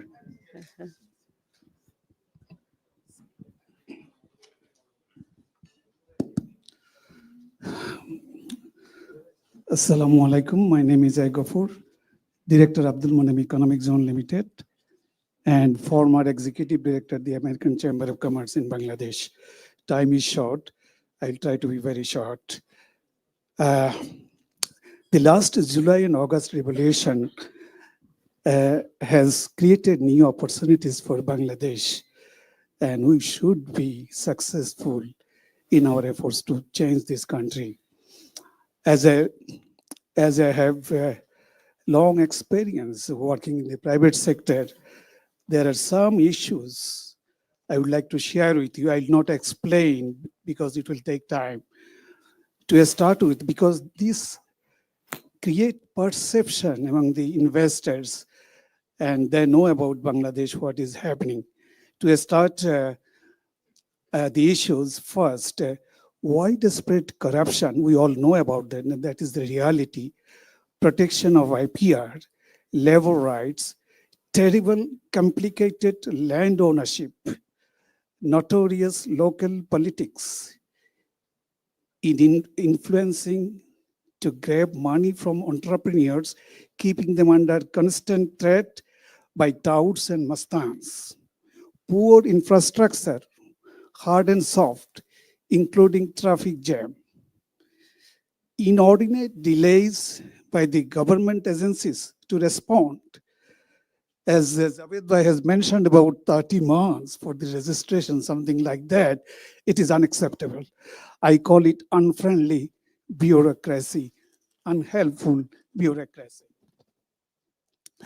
Slow justice system, safety and security issues, poor availability of skilled manpower, particularly mid-level managers, lack of visible government support to private business, poor access to finance, complicated and hard procedures, high interest rates. It's the private sector, honest businesses are bleeding. We should keep that in mind. Empowerment of VIDA and VESA to reorganize the OSS, one-stop service, and implement it as per commitment and guidelines. Visible democracy and human rights, rule of law, a strong independent institutions, election commission, anti-corruption commission, judiciary, police, etc. Consistency of policies, poor governance, uncertainty, unpredictability, and lack of efforts for political reconciliation, which is extremely important for this country to move forward. Poor logistics and customs clearance, graduation from LDC status, and finally, 20th one, brain drain is happening from this country.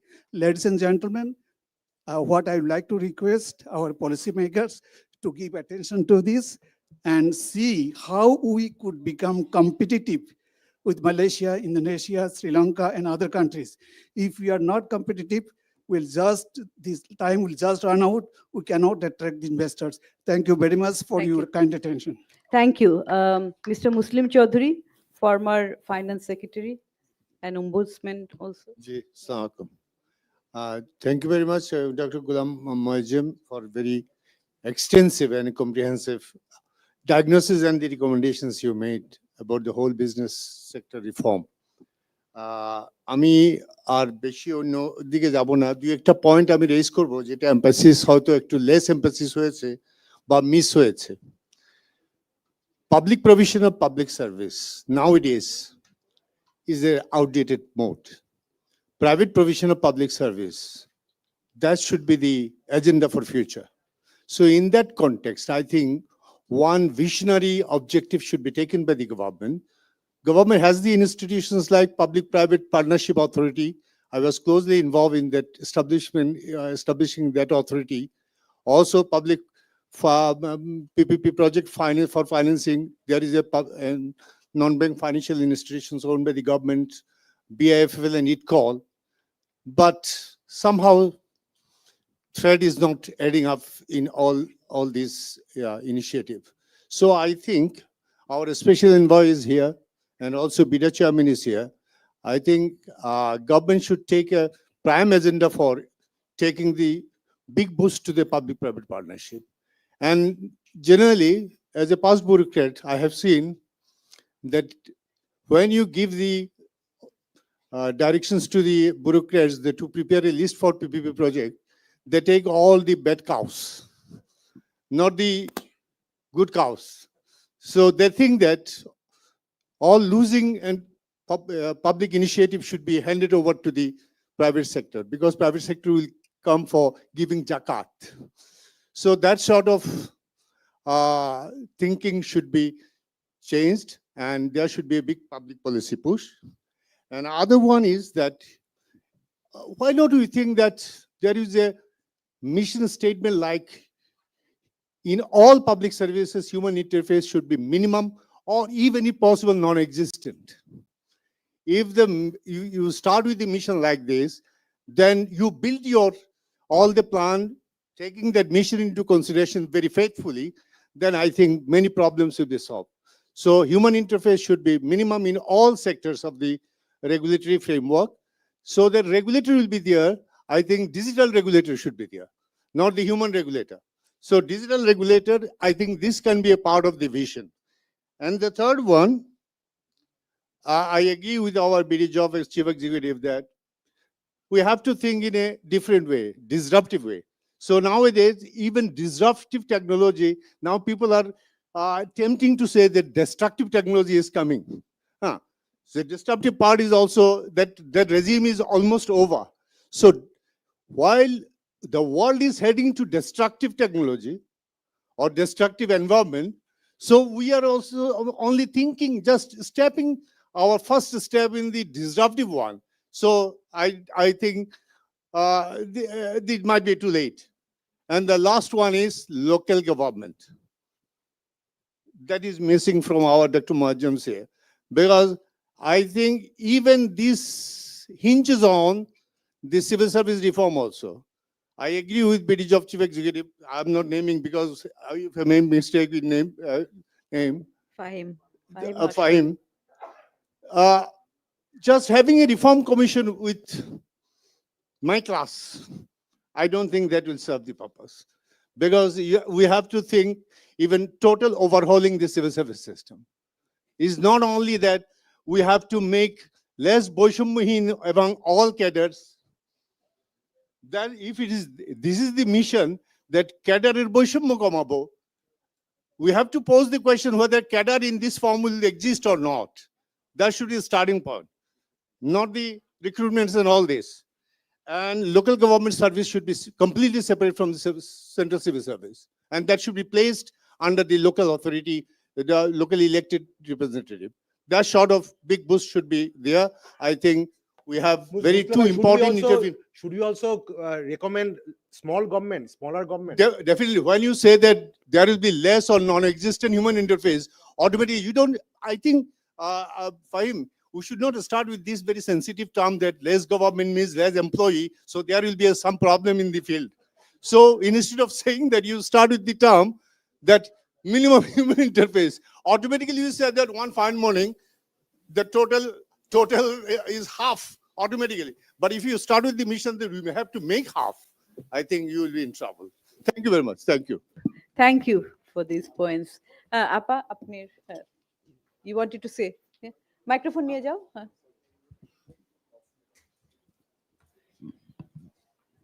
Thank you.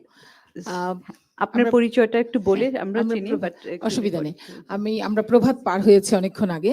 This is Preeti Chakraborty, chairman universal medical college and hospital. In fact এর বাইরে যে দুই একটা পরিচয় আছে, যে Bangladesh women চেম্বারের representative, বোর্ডে আছি, বা এফবিসিসিআইতে ছিলাম, সদ্য ভঙ্গুর এফবিসিসিআই। তো আমি ডক্টর গোলাম মোয়াজ্জেম যে চমৎকার উনি যে প্রেজেন্টেশন দিয়েছেন, এখানে উনি কিছু বাদ রাখে নাই। যদি এই টোটাল সিস্টেমকে আমরা ফলো করতে যাই, আমার মনে হয় কেউ একজন ঠিকই বলেছিলেন যে ইন্টারিম গভর্নমেন্টের টোটাল পলিসিকেই উনি বোধহয় তুলে এনেছেন। So it will be our country perspective, এটা সাংঘাতিক ভালো একটা হবে। কিন্তু আমি দুটো পয়েন্ট অ্যাড করতে চাই, and I will not echo the points already been discussed in here. সেটা হচ্ছে যে as I am from health care sector, you have touched health care sector but very little. বাংলাদেশের এখানে বিদা চেয়ারম্যান আছেন। আমরা as per Bida's information, we know that around $3 billion every year is flowing out from Bangladesh. And why? We are not trying to keep that currency in Bangladesh, and it is foreign currency. So we are telling about health insurance, and health insurance. For our people, for Bangladeshi people, health insurance is very much a required point. So, Dr. Golam Moazzem যে সমস্ত point এখানে আলোচনা হয়েছে, and as here our policy makers are here, so I will request to add this point in these policy matters. And another point is that to look into an industrial policy. যে industrial পলিসিটা গত তিনটাই industrial পলিসিতে আমি edit ছিলাম সেখানে, but এই জিনিসটা আমি চেঞ্জ করতে পারিনি কথা বলেও। সেটা হচ্ছে যে থার্ড সেক্টর একটা সেক্টর হিসেবে এখানে থাকে, কিন্তু এই থার্ড সেক্টরে শুধু থাকার জন্য কিছু নাম থাকে।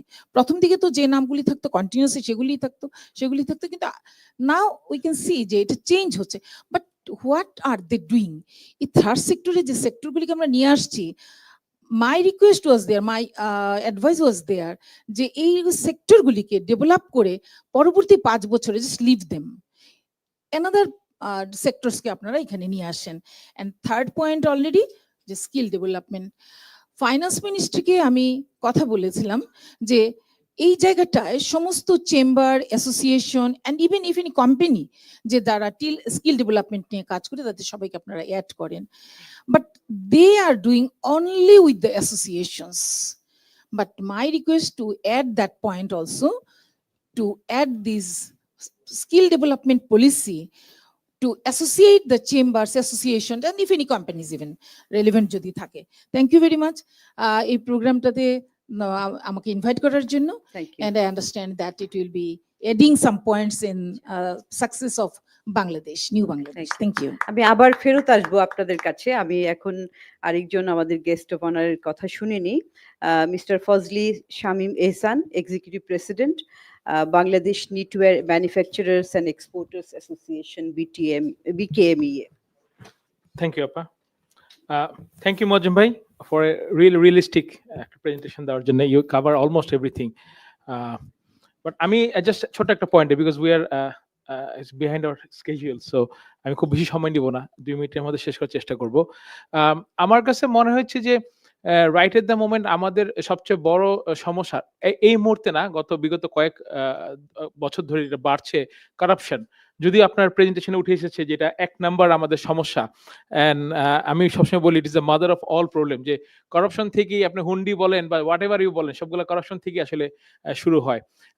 মোয়াজ্জেম ভাই, আমি একটু মিস করে গেছি মনে হয়, হয়তো আরেকটা আমাদের প্রোগ্রাম দরকার শুধু কিভাবে করাপশন কমানো যায় এইটা নিয়ে, যে মানে হিউজ, যে এইটাকে আমাদের খুব বেশি একটা ইম্পর্টেন্স দেওয়া দরকার, যে আমরা কিভাবে করাপশনটা কমাবো। আপনি তুলে এনেছেন আমাদের ট্যাক্সে যে আমাদের প্রুফ অফ দিতে হয়, PSR। ওইখানে গিয়ে আমাদের প্রতি বছর একটা সমস্যায় পড়ি যে বছরে যে 20-25 লাখ টাকা ঘুষ দেই সেটার কোনো প্রুফ থাকে না। তো ওইটার উপরে আবার আরেকটা 30% আমাকে আবার ফাইন করে দেয় যে ঘুষ কেন দিচ্ছেন, ওইটার জন্য আবার একটা ঘুষ দিতে হয়, যে ওই 30 লাখ টাকা কম নিব তো ওইটার জন্য আরেকটা ঘুষ দেন আর কি। তো এই ঘুষের উপরে ঘুষ চলে আর কি আমাদের দেশে। তো এই কারাপশন থেকে কিভাবে কমানো যায়? আর আপনি সবগুলা এক জায়গাতে আনার কথা বলেছেন। আমি এখানে আমাদের special envoy and BIDA chairman আছে, যে আমরা NSW নিয়ে কাজ করতেছি, 10-15 বছর হয়ে গেছে আমরা ন্যাশনাল সিঙ্গেল উইন্ডো নিয়ে কাজ করতেছি, সবকিছু এক জায়গাতে ইনফরমেশন গুলো থাকবে। বাট এইটা তো হচ্ছেই না, বরং এটা দিনে দিনে কমপ্লিকেটেড করা হচ্ছে, যে সবকিছু এটা একটার মধ্যে আনতে হবে। সবকিছু একটার মধ্যে আনতে আসলে কিছুই হবে না। আমি আমার কাছে যেটা মনে হচ্ছে, আমি কাজ করতেছি। বাট আমি জাস্ট একটা কথা বলবো, যে আমরা যদি একটা শুরু করি স্যার আছেন এখানে, যে NBR থেকে যদি শুরু করি, বিকজ সবাই প্রত্যেকটা বিজনেসম্যানের দেখবেন যে কমপ্লেইন সবচেয়ে বড় থাকে NBR রিলেটেড। আমার কাছে এটা মনে হয় যে এটা মেইন কারণ, যে আমরা আউট অফ দ্য বক্স কোনো চিন্তা করতেছি না NBR কি নিয়ে। আমাদের লজ রুলস গুলো মেইনলি 80s এর দিকে তৈরি করা হয়েছে, তারপরে কিছু কিছু কারেকশন অ্যামেন্ডমেন্ট আছে, কিন্তু এই যে বেসড অন ওই সময়ের এই সময় এসে ডিজিটাল এরা এখন এআই বেস সবকিছু তো আমার মনে পুরোটা চেঞ্জ করে, নট মানে রিফর্ম বলতে যে আগের গুলো কারেকশন না, টোটাল অন্যভাবে চিন্তা করে যদি আমরা একটা এনবিআর কে একটা যদি আমরা ডিফারেন্ট পলিসি দিতে পারি, ট্যাক্স, ভ্যাট, কাস্টমস, বন্ড সবগুলাকে, আমার মনে হয় যে করাপশন 50% কমিয়ে আনা সম্ভব। বিকজ অন্য সবখানে করাপশন আছে, বাট আমাদের বিজনেসম্যান যারা আছি তাদের জন্য সবচেয়ে বেশি আমরা এফেক্টেড হই ওই জায়গাটাতে। তো মজ্জেম ভাই আমার মনে হয় আরেকটা প্রোগ্রাম করতে পারেন, একটা রিসার্চ পেপার তৈরি করতে পারেন শুধু যে আমরা কিভাবে ওই করাপশনটাকে কমাবো। আর এগেইন থ্যাঙ্কস। আরেকটা জিনিস আমি যেহেতু এখানে দুইজন সরকারের উচ্চ পর্যায়ের ব্যক্তি আছেন এবং আমাদের মুরব্বী আমাদের মিন্টু আঙ্কেল আছেন, যে আমাদের আসলে করাপশন কমানোর জন্য যে শুধুমাত্র অনেস্ট লোক দিলে হবে না জায়গাগুলোতে, প্রোয়েক্টিভ অ্যান্ড তারা যেন ওপেন মাইন্ডসেট থাকে, যেন পজিটিভ মাইন্ডসেটের লোক যেন থাকে। আমরা অতীতেও দেখেছি যে আমাদের বড় বড় জায়গাতে এনবিআর এর বড় পজিশনে এমন লোক এসেছেন যে উনি অনেস্ট কিন্তু এত বেশি পেসিমিস্টিক মানুষ যে ওনার সাথে কথাও বলা যেত না বা ওনার সাথে দেখাও করা যেত না। তো ওইটাতে আসলে কাজ হবে না। আমাদের অনেস্ট প্লাস অ্যাপ্রোচেবল এবং ফ্রি মাইন্ডসেটের মানুষ থাকবে। এবং যেটা শুরু হয়েছে, আমি থ্যাঙ্কস যে আমাদের বর্তমান চেয়ারম্যান খুবই ভালো মানুষ, বাট আমি ভয়ও পাচ্ছি যে এরকম অ্যাকশন নিতে গেলে আবার যারা আরেকটা গ্রুপ যারা ক্ষতিগ্রস্ত হয় তারা আবার কোনো ষড়যন্ত্র করে কিনা, সেই জায়গাগুলোতে একটু মাথায় রেখে আমার মনে হয় এন্টি কারাপশনের জায়গাটা একটু শক্ত করে দেখতে হবে। Thanks all. আসসালামু আলাইকুম। থ্যাংক ইউ মিস্টার এহসান। আপনি বলুন। হ্যাঁ, মাইক্রোফোনটা দেন। ইয়ে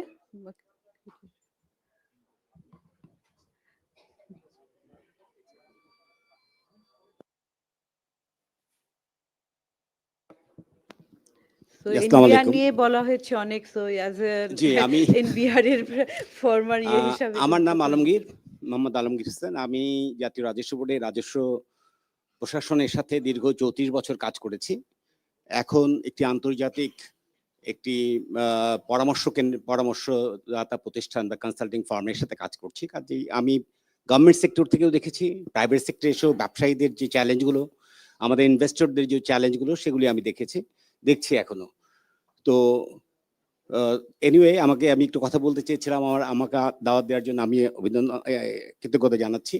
এখানে আমাদের এজেন্ডা, আজকের এজেন্ডা যদি আমরা দেখি তাহলে খুব আর আমাদের যে কি নোট উপস্থাপিত হয়েছে, আমার কাছে মনে হয়েছে যে আরো ব্যাপক পরিসরে আসলে আলোচনাটা হওয়া দরকার ছিল। কারণ হচ্ছে এখানে বলা হচ্ছিল agenda for the interim government এবং Bangladesh business environment. So business এনভায়রনমেন্টের মধ্যে অনেকগুলি ভ্যারিয়েবলস কাজ করে, শুধু ট্যাক্স, ভ্যাট, পলিসি বা গভর্নমেন্টের ওয়ান স্টপ সার্ভিস বা এই সমস্ত বিষয়গুলি না, ম্যাক্রো পলিসি, ম্যাক্রো এনভায়রনমেন্টাল ফ্যাক্টরগুলো কাজ করে।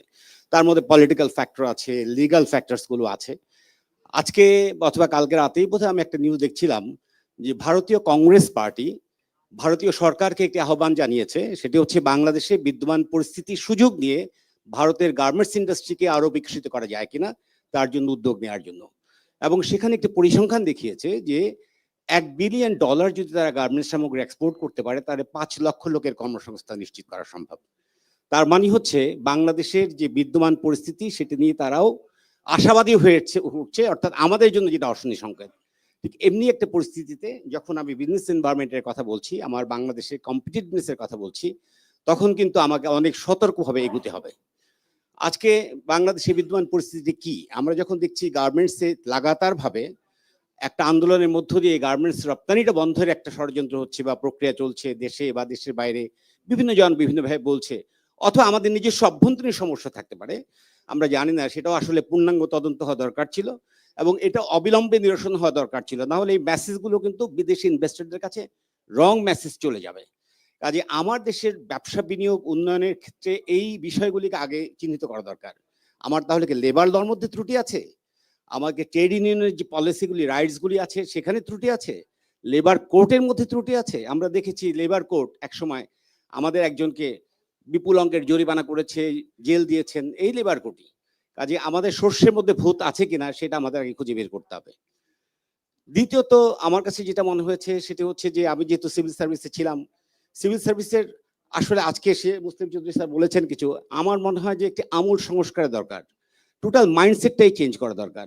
সিভিল সার্ভিস এবং আমার যে যারা নাগরিক তাদের মধ্যে একটা আস্থার সংকট আছে, বিদ্যমান আছে, কেউ কাউকে ট্রাস্ট করে না। এবং সিভিল সার্ভিসের লোকজন ভাবে যে তারা তাদের মতো জ্ঞানী, তাদের মতো পণ্ডিত এবং তাদের মতো মেধাবী লোক আর কোনো এই রাষ্ট্র সমাজে নেই। এবং তারা they can do and undo anything, এবং তারা জানে না এমন কোনো বিষয় নাই। আরেকটি বিষয় হচ্ছে যে তারা যোগ্য লোক কোথায় কাকে বসাতে হবে সেই নির্ধারণটাও আসলে করা ছিল না। Right people at the right place at the right time কিন্তু আসলে নির্ধারণ করা ছিল না। আমাদের যে রিক্রুটমেন্ট প্রসেস সিভিল সার্ভিসের মধ্যে, এই সিভিল সার্ভিস রিক্রুটমেন্ট প্রসেসটা খুবই সেকেলে।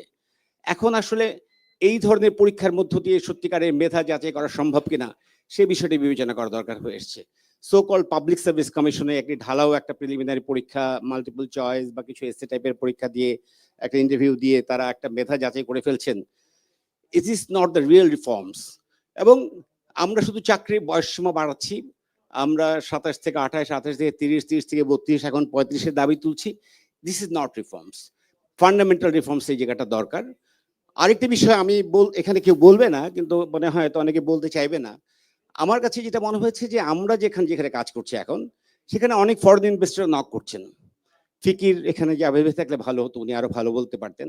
তারা যেটা চাচ্ছেন পলিটিক্যাল স্ট্যাবিলিটি কখন আসবে। They are ready to enter into the economy, but তারা একটা পলিটিক্যাল স্ট্যাবিলিটি চাচ্ছে।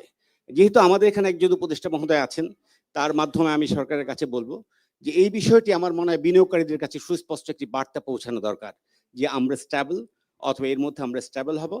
এই বিষয়টি একটি জরুরি ভিত্তিতে বার্তা না পৌঁছালে বিনিয়োগকারীরা অপেক্ষায় থাকবে, অপেক্ষায় থেকে থেকে একসময় থার্ড কান্ট্রি ডেস্টিনেশন তারা চলে যাওয়ার একটা ঝুঁকি তৈরি হবে। Is very important. Thank you very much. আরো দু একটা কথা বলতে চেয়েছিলাম, আমি জানি অনেকে কথা বলতে চাইবেন। আমি একটু সুযোগ ধন্যবাদ। দিতে চাই সবাইকে। আমার মনে হয় যে আব্দুল্লাহিল রাকিব উনি আছেন। আপনি যে গার্মেন্টস এর কথাটা বললেন যে ইন্ডিয়ার তারা খুব আশাবাদী হচ্ছে আমাদের ইয়ের সুযোগে। আপনার একটু রিফ্লেকশনটা জানতে চাই, since you are in the garments sector and you are leading one of the largest factories. Thank you. আসলে পারসেপশন যার যেমন আছে সে সেভাবে এক্সপ্রেস করবে, এটাই স্বাভাবিক। বাট আমি খুব আশাবাদী। আমি মনে করি যে ইন্ডিয়া যত যাই করুক না কেন, আমাদের যে ডিএনএ এটা এদের কখনো হবে না। সো আমাদের যে সেলিং পয়েন্ট এটা ইউনিক, এবং আমরা যদি পলিসি এবং ইনফ্রাস্ট্রাকচারাল সাপোর্ট যেটা দরকার আমরা বলেছি সে যদি পাই, রোডম্যাপটা যদি টাইমলাইনটা যদি ফুলফিল করা যায়, আমাদের $100 বিলিয়ন স্বপ্ন না, it's matter of time. Thank you. এই পর্যায়ে আর কেউ? Okay, you want to say something? Okay, thank you very much. So this is Yamada of JICA Bangladesh office. Please sit down. Yeah, okay, thank you. So JICA is cooperating with Bangladesh so long, and also business environment improvement is one of our main focus of our cooperation. So I would like to make just three very brief suggestions about some quick wins that government can pursue for improving business environment. So I think that Madam mentioned about the many documents that the companies have to go through for business establishment, and one of the reasons of that many documents is the fragmented authorities in the government. So there are so many ministries and agencies involving in the business process and authorities. So I think that it is now time to think about how to consolidate those authorities into one. So there is no need for many different authorities, but only single authorities can, I think, coordinate the many different processes. And in addition, as you already mentioned, there are many OSS, maybe 4 or 5 OSSs. So in addition to make them into single one, but also the existing OSS, they don't have a real authority to process some permissions or the business legislation. So there are people deputed from each ministries to the OSS, but they cannot decide things by themselves. So in Myanmar or in Indonesia, they do that. So in OSS, the officers in deputed OSS, they can make a decision by themselves, not asking to their mother ministry. So that can make the speed for the process. So that is first thing. And maybe somebody also talk about the long time spent for the import at the port. Yes, that's true. So compared to other countries, Bangladesh importers need a lot of time, additional time for importing things. And some studies show that additional day of import means 1% additional volume, additional tariff in import. And reducing tariff for import will generate more production. So reducing tariff means a lot for the investment and also the business development. But at this moment, maybe everybody is blaming about the custom for the wrong important, but actually it is congestion is the most problematic thing at Chittagong port. So I think what we are currently talking is to establish more customer offices inside the country, especially SEZ. So it will actually reduce the waiting time at Chittagong port before custom and after custom. So because the containers can directly to come to the SEZ to reduce the processing time of that. So that is also very common in other countries, like your competitors in Southeast Asian countries. So that is a kind of quick win that the government can pursue, in addition to I think currently discussed AEO, so authorized economic operators. So that also can be done. And the final thing is about, I want to also talk about some consistency in legal framework. So there are BIDA Act and also BEDA Act. There's some incentives are promised to the investors, especially foreign investors. So there are some incentives, but very often those promised incentives are overturned because of some SROs issued by the Ministry of Finance or something. So those inconsistencies should be resolved. So that is one principle we have, is a prevalence of the special laws such as BES Act over the general rules. So those are also the important thing we like to say. So that's all from us. Thank you. Thank you. Rubaba,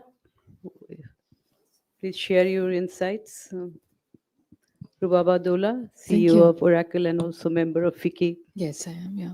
Actually, a lot has been spoken. I wanted to highlight also on automation and having just one automation process and no manual process. But apart from that, I think we all agree that it's important for us to now highlight even the incremental changes that we have been able to bring in during the last 3 months. I think that's important to create a positive perception of Bangladesh. I often struggle when I'm talking to actually international investors, because as investors in Bangladesh now, we are actually the ambassadors for potential investors to bring FDI into Bangladesh. And for us, we need those kind of talking points that we can really refer to and start communicating to the international forum, so that we can actually have more diversity in terms of the countries who would like to invest, areas where we are actually making reforms so they can come in. As an investor ourselves, what I feel, I would like to just reiterate what our president had stated, the FICCI president, that protecting the existing investors' contracts and terms and conditions is very important. And what I mean by that is not only protecting the business, but also the payment structure, the modality, and the terms and conditions that were already signed, by sovereign government. Many companies, as you know, there are, I think, significant amount of dues, billions of dollars, that have not been paid. And those of us who have invested and still rendering service, the expectation is that we continue providing the service and yet not get the payments that are still due for many, many months and perhaps years as well. So we need to have a timeline. I understand the economic situation as of now. I understand the volatility in the market, and I know the reforms are happening, but we need to know when, how, where, which are the priority sectors for us to really focus. And we can actually take it back to our investors and say that, give them that kind of protection and the message of stability that's coming. So that's about it from my side. Thank you. Thank you very much for these important points. Visibility is very important for the foreign investors. I will come back to the audience once again. Now, I would like to request another speaker, one of our guests of honor, Mr. Ashraf Ahmed, who is the president of Dhaka Chamber of Commerce and Industry, DCCI. So, Ashraf, over to you. Thank you, Fahmidappa. Thank you, everyone. I'll try to keep it very short. First of all, Moazzem bhai, thank you very much. Wonderful research and a presentation. However, I do have a lot of issues to object, and I don't necessarily agree with many of the findings of the survey. partly, it starts from a basic fact that this is an opinion survey, and I'm always extremely skeptical of opinions, because you never know what those opinion makers or opinion expressors are actually experiencing. But however, without getting into all of that, let me go straight into a basic structure. Look, our problems we can actually split our problems into three groups. Stuff we can solve today or in the next 6 months, short term. Things it'll make more than 6 months, maybe 12 months, maybe 18 months, maybe 24 months. And there are issues that we will need to fix, which is going to kill us in 60 months or 5 years. Those are issues, long-term issues, unless we fix it, it's going to kill us. Maybe not today, but it'll do so in 5 to 10 years. So let's focus on the short-term stuff first. Look, our major problem is actually corruption. But what exactly do we mean by that? Let me ask a basic question. A very senior member of the NBR, right, is on the take. Let's say he's part of the arbitration tribunal. Does his actions affect me or you? No. What really affects us is that our day-to-day interactions, the small amounts, people who'd stop processing your file for, I don't know, $500, but he'll stop you for 7 days, right? So that is what really, really hurts businesses. Where does all of this come from? So effectively, what I'm trying to say is that there are layers of corruption issues.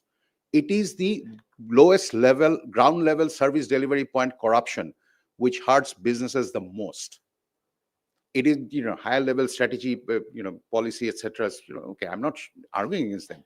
But what is it that vast majority of us faces? It is speed money. It's not necessarily even bribery. There's a difference between speed money and bribery. I wish we had more civil servants like Mr. Muslim Chaudhary here. Essentially, if you force us to deal with lower level government functionaries, this problem will not go away. The only way out of this is to automate it.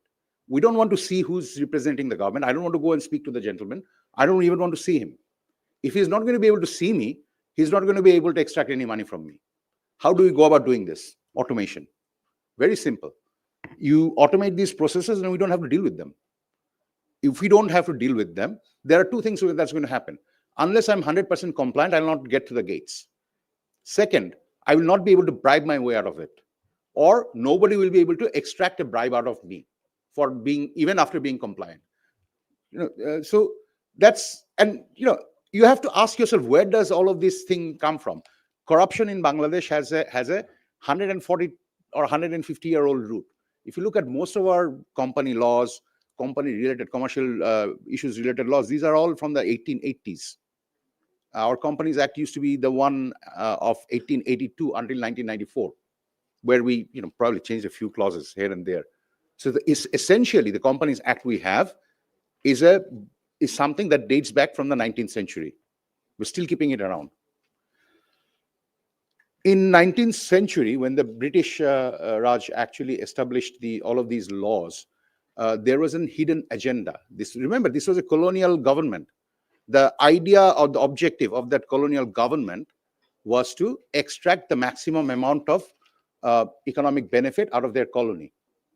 That is why they put up a structure which, without even laying down the rules, would ensure that natives do not prosper beyond a certain point, except as servants to the colonial masters. And every piece of good business or every piece of economic value could be extracted by it. And I was reading a few days back, it's a sort of a very strange story. If you recall, Rabindranath Tagore's grandfather, Dharkanath Thakur, right, was one of the largest or the most notorious or famous entrepreneur of his times in Bengal. But what was his company named? It struck me the day I read it. It was Thakur and Kar. So where does this name Mr. Kar come from? You never hear his mention anywhere else in the world, right? The reason Mr. Kar exists, because I suspect he was a British gentleman who made sure that Tagore and Kar could get all the licenses. the British would actually appoint a register of joint stock companies, right? There are no written laws, but I'm pretty much sure if my skin was black and I was a native, I would not get my companies registered properly, not in a big way. Right? So that simple strategy, we have just inherited it and copied it and pushed it forward. We no longer have those colonial masters, but we still have those same structures. The reason I'm saying that this is a colonial structure is every district in Bangladesh has a district collector, a district commissioner. So this is a British system, right? Have you ever heard whether there's a district commissioner in UK? It doesn't exist. It does not exist. This entire structure in bureaucracy does not exist in England. They have a local government structure. Why is it that we still carry this over? There's no purpose. So one of the fundamental questions is we never ask is what is the cost of these regulations? Why do we have these regulations? Why do I still have a separate RJSC, Register of Joint Stock Companies, a separate Chief Controller of Import and Exports, and a separate department in every city corporation for a trade license? It's all three are same. If you go to Singapore, you can probably, okay, fine. The Foreign Exchange Regulation Act of 1947 in Bangladesh does not allow me to do this. But if I want to open a company in Singapore, I'm sure I can do this sitting in Dhaka and within a couple of hours. So why is it that I cannot do this in Bangladesh?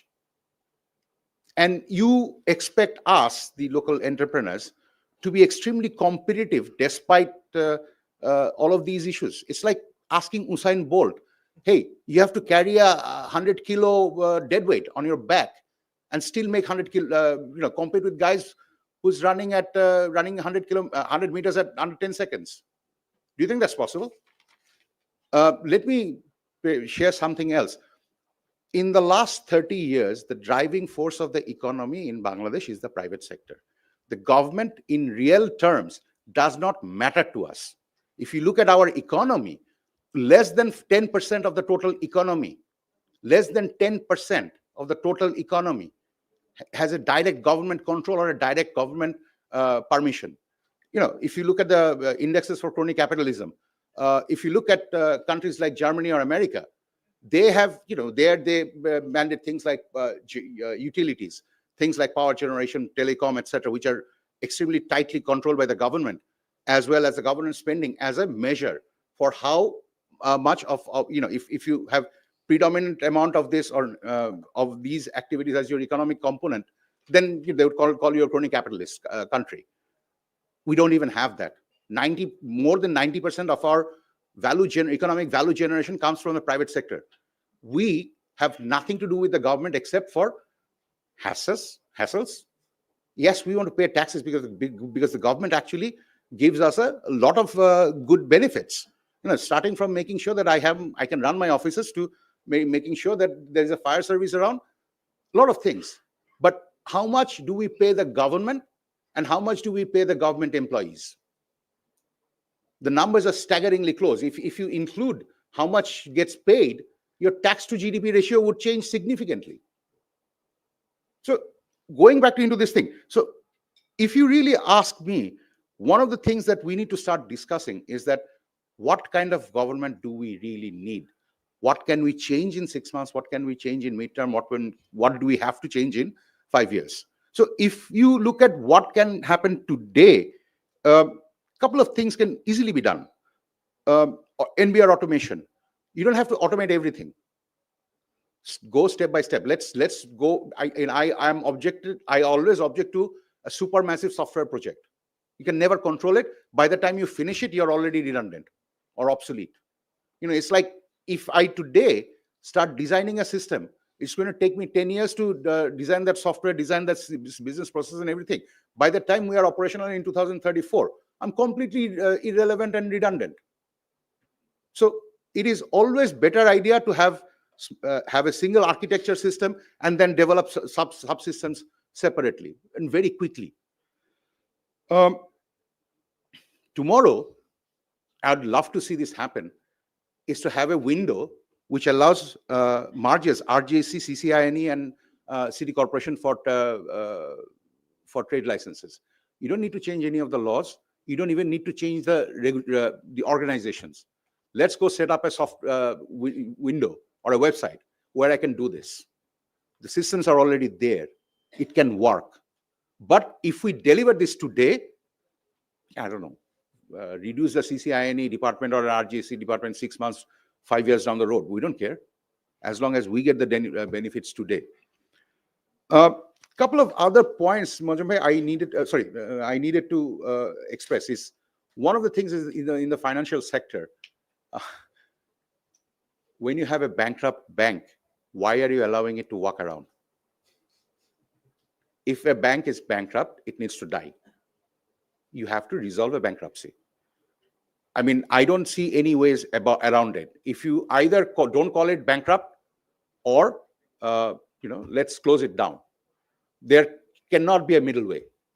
The basic problem that SMEs face on access to finance has very little to do with the amount of money available or the interest rates or the lack of documentation and etc. that most entrepreneurs talk about. And I'm saying this from an experience. If you ask me, I mean, I run an SME, several SMEs. So if you really ask us, the real problem is we never have the right documentation. We never present the right profile for a bank to lend money to us. On the ultra small scale, what system really works? The NGOs, MFIs do a fantastic job. Why not let them expand? They don't need to see your trade license. They don't need to see your documentation. They don't need to look at your collateralized assets. But right now, they're maybe doing up to 2 lakhs or 3 lakhs. All you need to do is to try and expand this to 5 lakhs to 10 lakhs. And so you see, that is a solution. Why do you want to push banks into doing equity finance? Why do you want the banks to do venture capital? They're not equipped for it. So again, that is one issue. Then the real fundamental problem with the banking system is the distribution model. If you have a branch-based system, it is never going to be possible for you to lend profitably 50,000 taka. It just doesn't work. It costs you 5,000 taka. Yeah, just give me 30 seconds. So the other two things that I really wanted to talk about is, one is dispute resolution. In Bangladesh, unless I can actually enforce a contract, what's the point of having a contract law? And all of us entrepreneurs have suffered this. The other,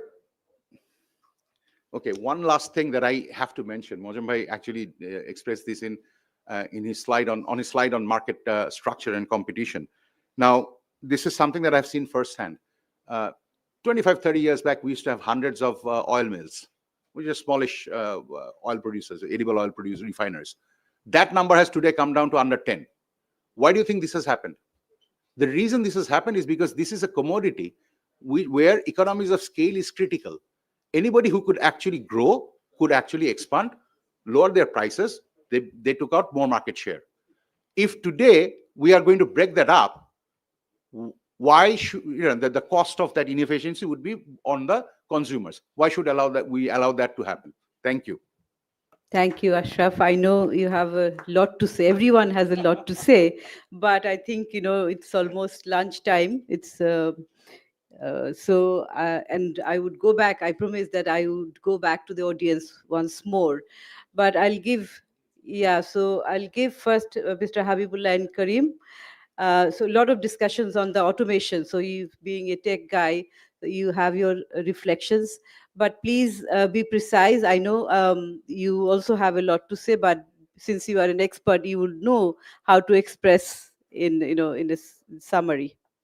So microphone ta niye ashen onar kache, oi je pichone.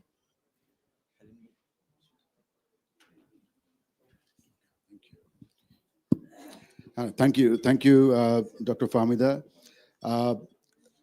I actually have basically one point, and to illustrate that one point, I may dwell on a couple of thoughts. So obviously, Dr. Moazzem's research and reporting is quite comprehensive. Everybody has seen that, and I congratulate him and his colleagues for this study. But as is known in Bangla, that Sharange Batha Oshud Dibo Kotha. So So what is obvious is there are a million things wrong with our system. But the question is, how many can we hope to address within a certain time frame? And this thought will come back again and again, because I believe the current government only has a very certain time frame to work on this. So we may need to be very, very selective with our laundry lists and may want to focus on the low-hanging fruits. But the only one, as I said, I just dwell on one point, and that's not on automation. I think automation is just a tool. It's a cross-cutting tool that you can use not for the sake of technology, but for the sake of the output or the results that we want. But what I want to talk about is the philosophy behind it. You see, the demand for reforms also changes with the times. 30 years ago, our biggest demand was a simpler and quicker process to get a landline phone. Today, almost nobody talks about it. 20 years ago, financial inclusion meant getting an unbanked individual a bank account. Today, digital financial services have supplanted traditional banking services. So what I want to argue from that philosophical point is that reform is not a destination, it's a journey. And in that journey, we must choose what changes we want depending on where we are and where we are heading. But most importantly, here is the point. We must go to the root cause of why do we have such complicated systems? Why do we have so many complications? Well, the issue has been referred to by a couple of speakers, but I don't think they actually hit the nail on the head. The issue that we see at the root cause of all these complicated systems is not the need for transparency. Mr. Karim, can you? We know I'll the just causes. finish in 1 minute. Just recommendation, please. Yeah, I'll just finish in 1 minute, Father. I think this is very, very important for addressing the reforms that we want to achieve. So as I said, the cause of that is not that need for accountability or transparency, but what is known as management by mistrust. So we need to remove that once for all. We need to remove management by mistrust. If you remove this from your philosophical paradigm of how you want to address reforms, I think everything else will fall into place. That is what I wanted to just convey to you. Thank you. Thank you. I saw two hands, 30 seconds each. I can't, sorry, because the advisor has to go. He has important. We are well behind the schedule. So, yes, ekhane mic টানেন, 30 seconds each. just small negotiation. Yeah, give your recommendation. I'm actually double hatting. I came here as basis vice president and a digital economy player from MasterCard. On basis, I would like to highlight one point here, as because a lot of things came on automation. So definitely basis and its organization can support on the automation piece. In Moazzem Bhai's presentation, it has come about the tax-free period till 27. I believe that needs to be extended a bit, as because this industry will flourish. And second to RMG, this is the only sector which can give a huge amount of foreign currency to Bangladesh.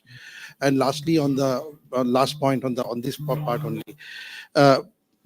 before a budget, we from the association or the chambers, we are really passing very bad time, as because we cannot project what will happen into our budget.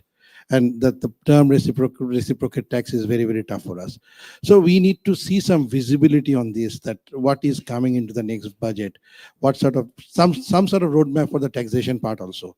And lastly, on my work part quickly, as because we are bringing a lot of remittance to Bangladesh, MasterCard as an organization, there is a 2.5% incentive on remittance.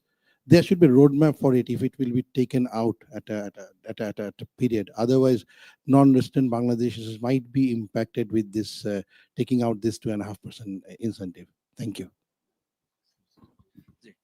Thank you.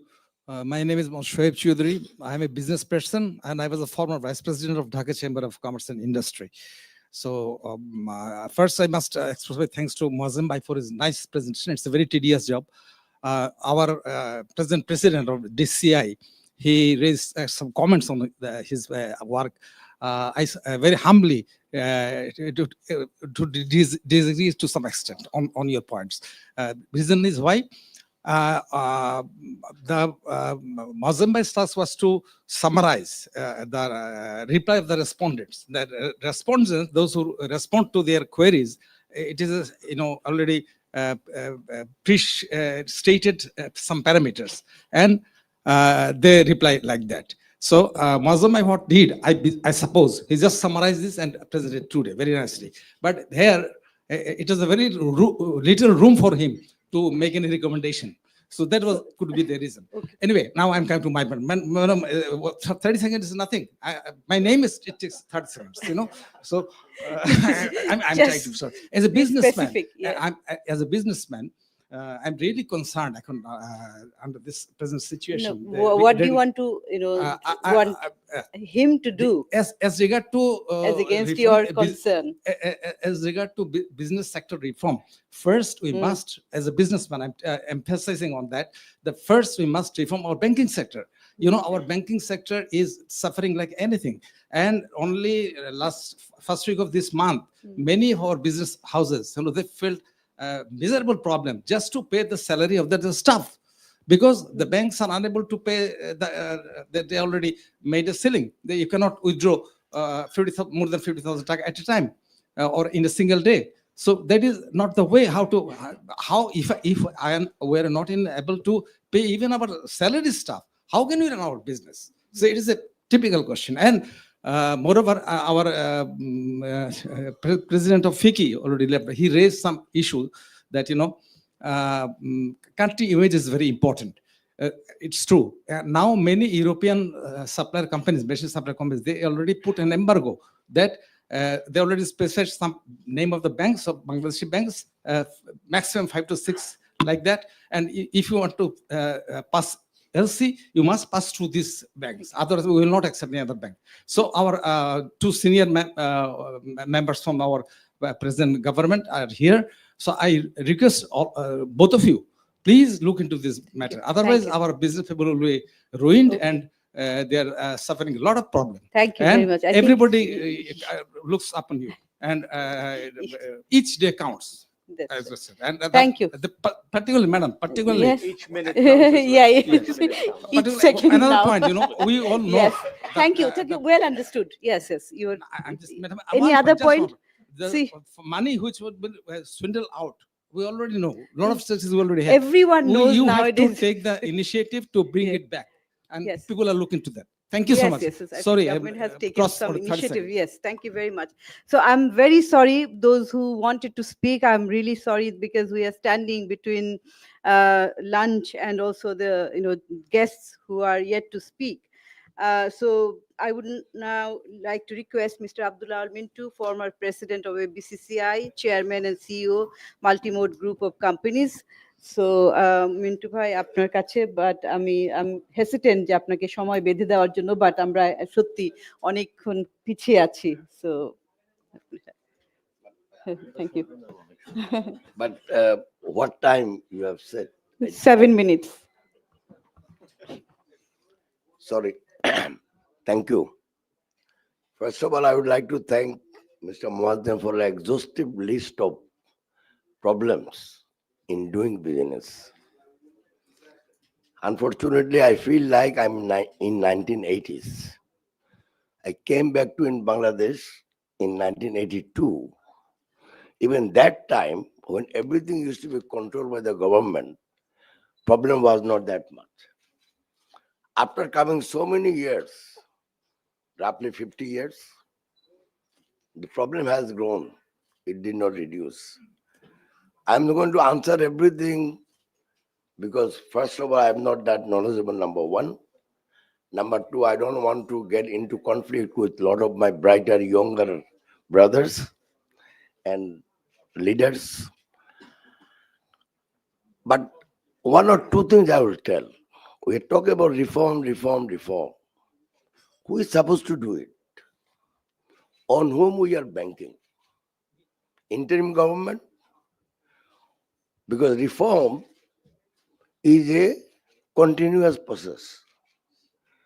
It took 8,000 years for a human to remain in the agricultural age. I don't know what reform they have done at that time, but somehow after 8,000 years, they came into industrial age, sometime in 1550, 1560 or 1600. And then it took only 300 years to get into another age, so-called second industrial revolution. And then it took only probably 50 years to get into another age, so-called information age, information technology age. Now probably it takes changes in ages every 10 years, maybe, because of the new technology.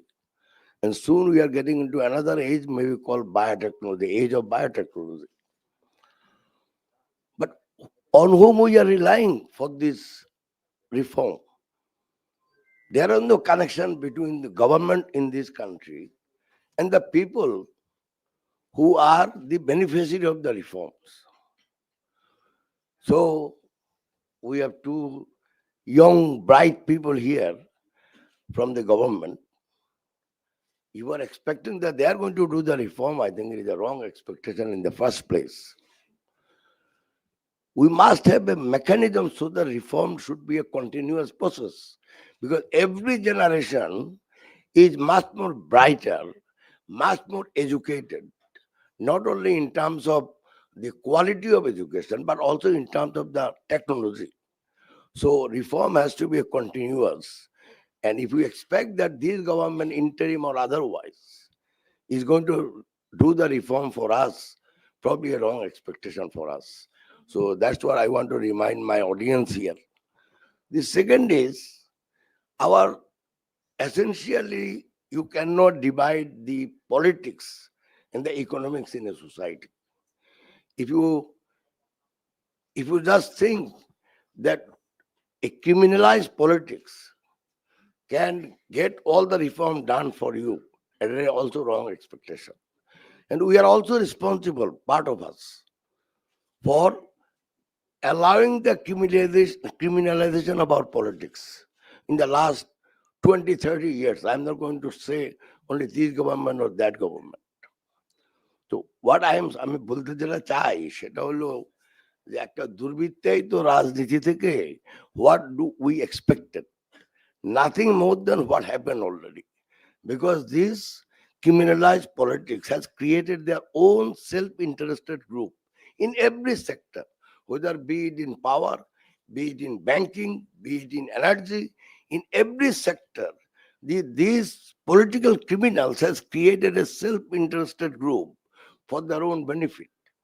Now, so essentially, if we want to do reforms, if we want to have a better Bangladesh in the future, the first thing to reform is the politics. This is my view, and I am so sure about it that you can argue with me for 3 days, 30 days, but essentially, the first area of the reform is the politics. Politicians, if they are criminalized, they will reform only criminal things. They will not do anything better for us, for the society. And I have seen in the last 15, 20 years that the society among the business people, among the people who are creating the wealth or who has the wealth, divided into two parts. One part who are creating the wealth for the country. In the process of creating the wealth, they are also making some money. Many of them I can see sitting here. And there is another group who is not creating anything, but they have earned all the money. So there are two groups of people in the society. One are created the wealth, in the process they are making some money, and other are making enormous money, but not creating anything, just looting. So unless you change that system, I thank Mr. Moazzem for a huge list. It will take 20 years probably, but 20 years later, probably I will see again I'm in 1980s. Anyway, I have a lot of things to say, but young advisor getting impatient now. So I will let him speak, but one issue I will speak. My chamber of the president also says some banks should be closed down. Mr. Moazzem also recommended same. But I think they should also think the implication, closing the bank. They have not created any bank, any one of them. But I have created the first bank in Bangladesh. It was established in my office. One bank I am going to name. And that was when I left the chairmanship of the bank in 2006. It was supposedly #1 private sector bank in the country. Now it is the worst one in the country. So they should ask the question, why? Who did it? Who allowed it? Why not to punish them? But instead of making a wholesale comment, close that. And my friend is there, they cannot even pay their salary because they can withdraw the money. It is easy to break, easy to close, but not easy to make, easy to construct. So I want either Mr. Moazzem or my young colleague, don't make the wholesale comment. Because we are here to make our society build, not destroy, not to throw it out. So now question is that the way I think things in my own way, we will have problem. But we also have a responsibility between all the groups to make our country to take forward. But the way I can see the difference between the politics and the economics. Am I hopeful? I'm not so sure. So I think that in the near future, we must all work together to get our country forward. Otherwise, we will have a real problem. You have not seen the problem what I'm expecting in the future. For example, one example, and that will be end of my whatever I wanted to say. Who does our monetary policy? Does anybody know here? The very policy we are being affected every day. Does anybody knows who make our monetary policy? It is the central bank who is supposed to do it in every country. And what is the objective of the monetary policy? It is only the reduction of the inflation. But I think that it is supposed to be a balanced growth, supposed to be a higher employment, supposed to be also reduction of the inflation, and supposed to be a exchange control stability. So if central bank undertake all the responsibility of the inflation to reduce, I think they are living in the fool's paradise. Because there is 17 to 18 reasons why inflation takes place in the society. Now, central bank, what they are doing, they are creating a monetary policy. By that, they are creating another problem. Is that they are creating a supply side problem in the market. So the price anyway will go up. Inflation will continue to be high. It is not only restricting money supply. One of the newspaper told that IMF has told Bangladesh Bank maximum limit to print currency is something like 400,000 crore. But so far we have printed 360,000 crore. But all these 360,000 crore is in circulation. Because every time somebody goes and raid a house, they find 3 crore, 5 crore, 10 crore. So all this money are not in circulation. So who did this study that out of 360,000 crore, how much really in circulation? We have a lot of currency goes also other side of the border. If you go 10 miles up to the Indian border, Bangladeshi currency is okay. So who did this study? So who has decided how much we should print the currency? I don't want printing currency and make the inflation. I do not want that. I support that. But who did this study?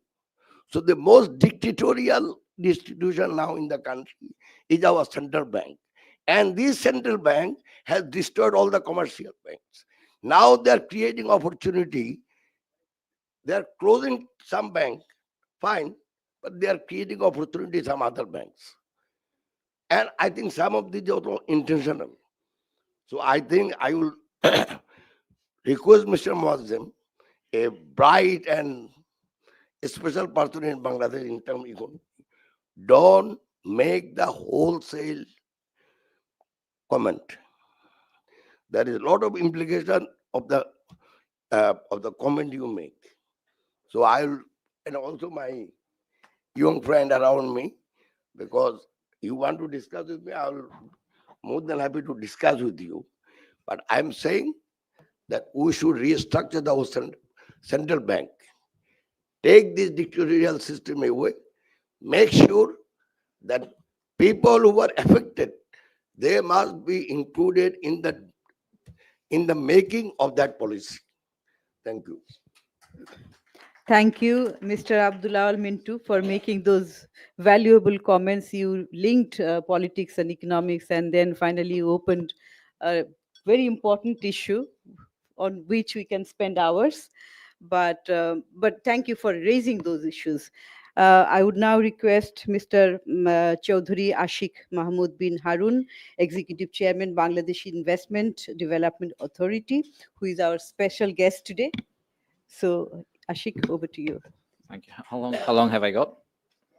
10 minutes? 10. Okay. Oh, 5 minutes. I'm putting a less is, stopwatch on. yeah, I'm yeah. just making sure that I'm not going to run over time. That's Okay. your upper limit. Okay, so it's stopwatch is on. Thank you. Thank you very much. And thanks to CPD for inviting me. Should I go Bangla or English? Whatever. Doesn't matter. Okay. And thanks everyone for coming. Thanks Famidappa and Dr. Moazzem for your detailed presentation. And the points raised marry quite well with what we have heard from the business community when we've met them bilaterally in last 1.5 months. The list is as long as Cox's Bazar Sea Beach, right? It just keeps on going. And then let's see how many we can go through while we're here. If you have seen the very recent BFIU data on FDI, it's also staggering in the wrong direction. And half of that FDI is actually reinvested capital, so you can't really consider that as genuine FDI. So the real FDI number is absolutely tiny. So whether the World Economic Forum, whether Be Ready Index by World Bank, we are ranked pretty low everywhere, and it's disheartening. The silver lining to this is the benchmark is very low. So we have a long way to go, and we can probably fix a few things, and the numbers are going to start going up. So I'll keep the banking and macroeconomic issues out of my part, because that's being handled by the central bank governor, that's being handled by the new commerce advisor, who I'm very excited about, the finance advisor, and many other folks in the government. Lutfi, I'm sure, is going to touch on some of those as well.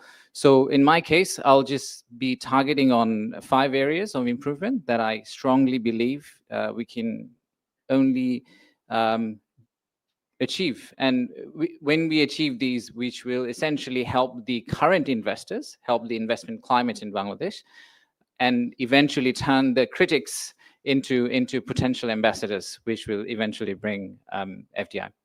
And I will keep on coming back on these 5 points throughout my tenure. So you may feel like after 2-3 meetings, you don't need to invite me anymore. You just need to check where I am on those 5 things and get away with it. So the first one is quality of service, aka inefficient government. I think it's been talked about in quite detail. It takes forever to get anything done until the cows come home. I've heard about one stop in every stop I have made with the businessmen, and it's the same message I get.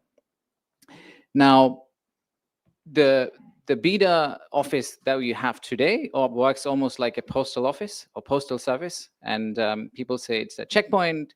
It stops everything from happening. I think you've heard from me before that we need to imagine BIDA as an Apple store, where you walk into the Apple store and you just stand in one place, right? You stand in one place, someone comes up and then tries to give you the service that you actually need. So if you close your eyes, imagine BIDA as Apple store. It's very hard to do, but let's assume that's the case. Then we need to design the rest of BIDA's interaction with the rest of the government and BIDA's interaction with the investors, imagining it to be an Apple store. So that's the direction we're trying to head. We've talked about a relationship model in last few weeks. You've probably heard that we're going to push RMs into BIDA, who are going to be taking care of the significant investors.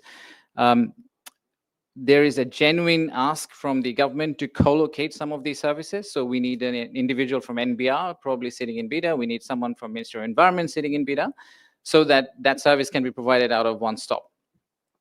And then there's this confusion about what is BEBZA, what is BEZA. I actually inherited BEZA as well. And then what is high-tech park? So can we merge all these entities into one and then take away all the confusion of the incoming investors?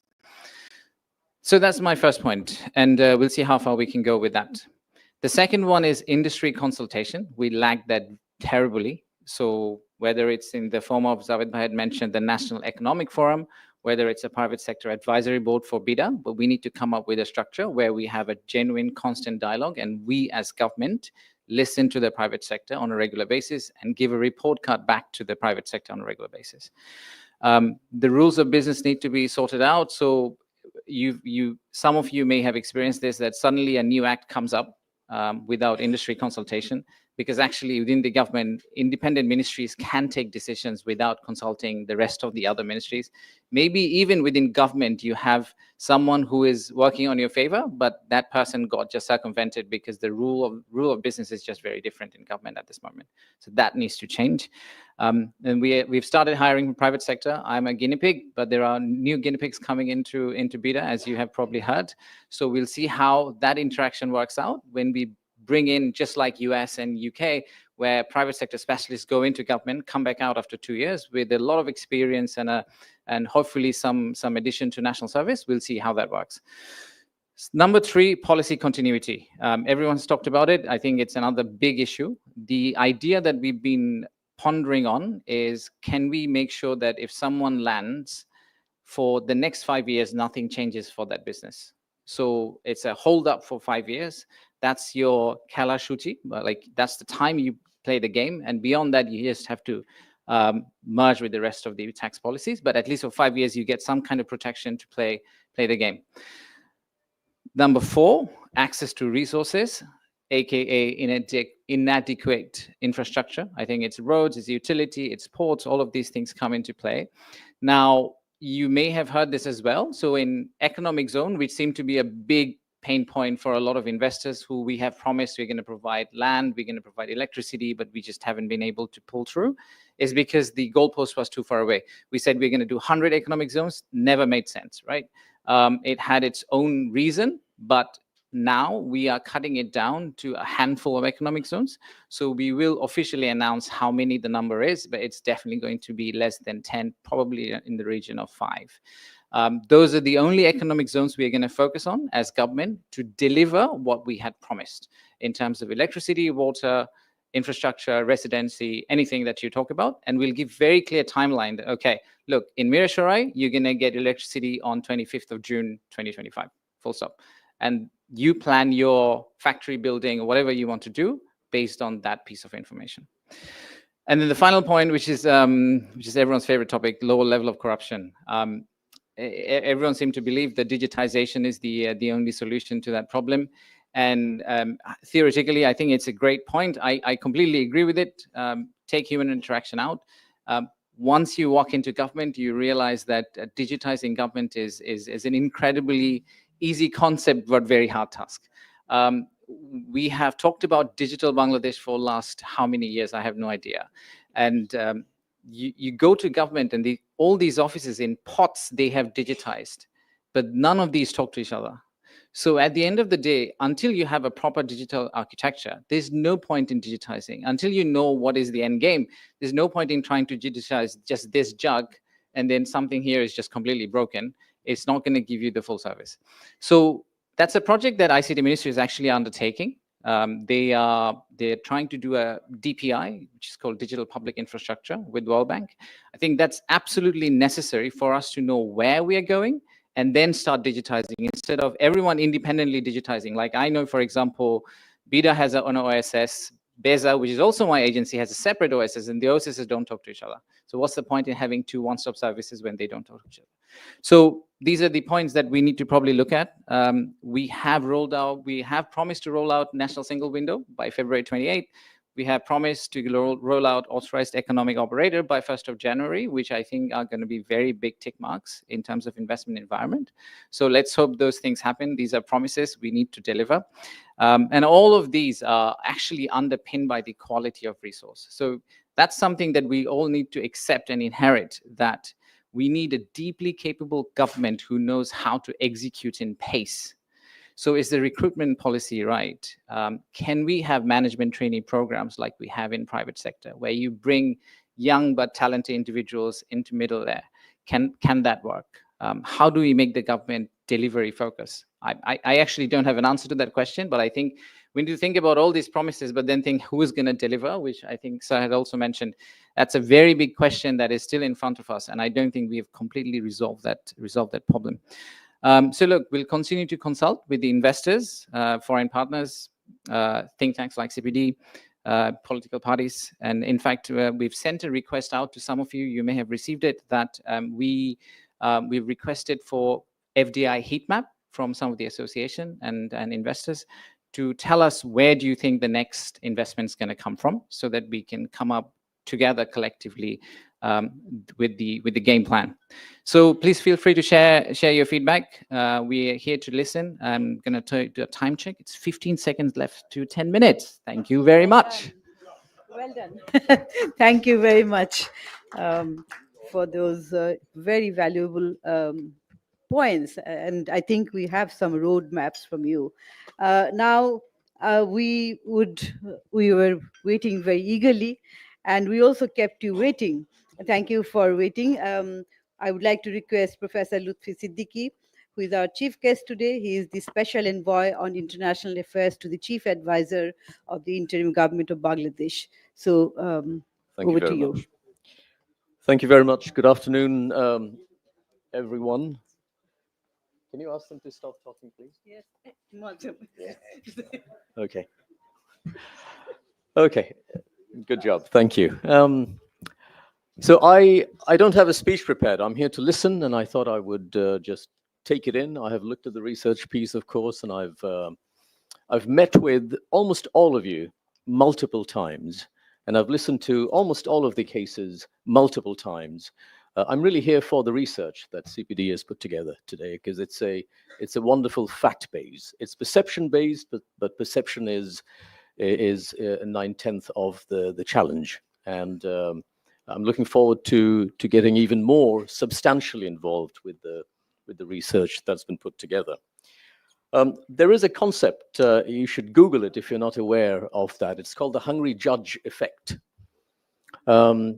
Apparently, if you look at the verdicts given by judges during the day, the maximum number of guilty verdicts happen just before lunch, because the bandwidth starts to deplete.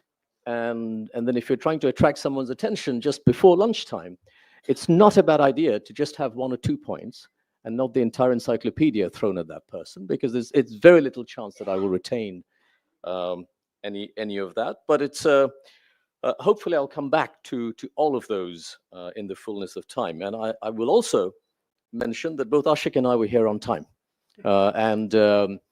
It's very important that we value time as we do this. We don't have a lot of time in what we're executing right now. It's a real tragedy that we have to talk about this with, rightly so much passion, because to me it's intellectually, conceptually, we have no other options. We have 2 very large deficits at a macroeconomic level. We have an external deficit. We buy more from the external world than what we can sell to them. And we have an internal deficit, the fiscal deficit, which is large and wide and will get wider and will not be bridged in my lifetime. And that's fine, as long as the money that we're borrowing from future generations is used to productive use, and it's building the productive capacity of the country. A country with huge potential, fundamentals, we talk about it, the demographic proxy of fundamentals, the average Bangladeshi being some 10 years younger than the average Singaporean, 12 years younger than the average Thai or the Chinese, 22 younger than the average Japanese or the German. the fundamentals are not investable and has not been for a while. And I used to come to the country and talk about some of these things until I stopped doing it, because I realized that it's not just ease of doing business in the traditional sense of the word, where we dump on government, and there's a lot of things that government needs to do way better than what they do right now. But there was also, frankly, a nexus, a devil's pact between a small number of very large businesses who did not want businesses to be done easily, because they'd all figured out their own shortcuts on how to do things. And so I think the motivation was probably not there, but it's pretty clear what it is that needs to be done. The challenge always is to figure out why is it that what needs to be done does not get done.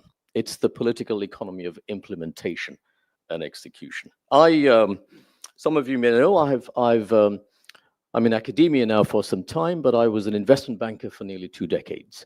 I started my career just as the Asian financial crisis was erupting. I was based in London, but I was sent to the Singapore dealing room when country by country, currency values were plummeting in Indonesia, in Thailand, in Korea, in Malaysia. Indonesia suffered a 50% reduction in the level of their GDP. No other country in modern times has had such a cardiac arrest in their economy as they did at the time.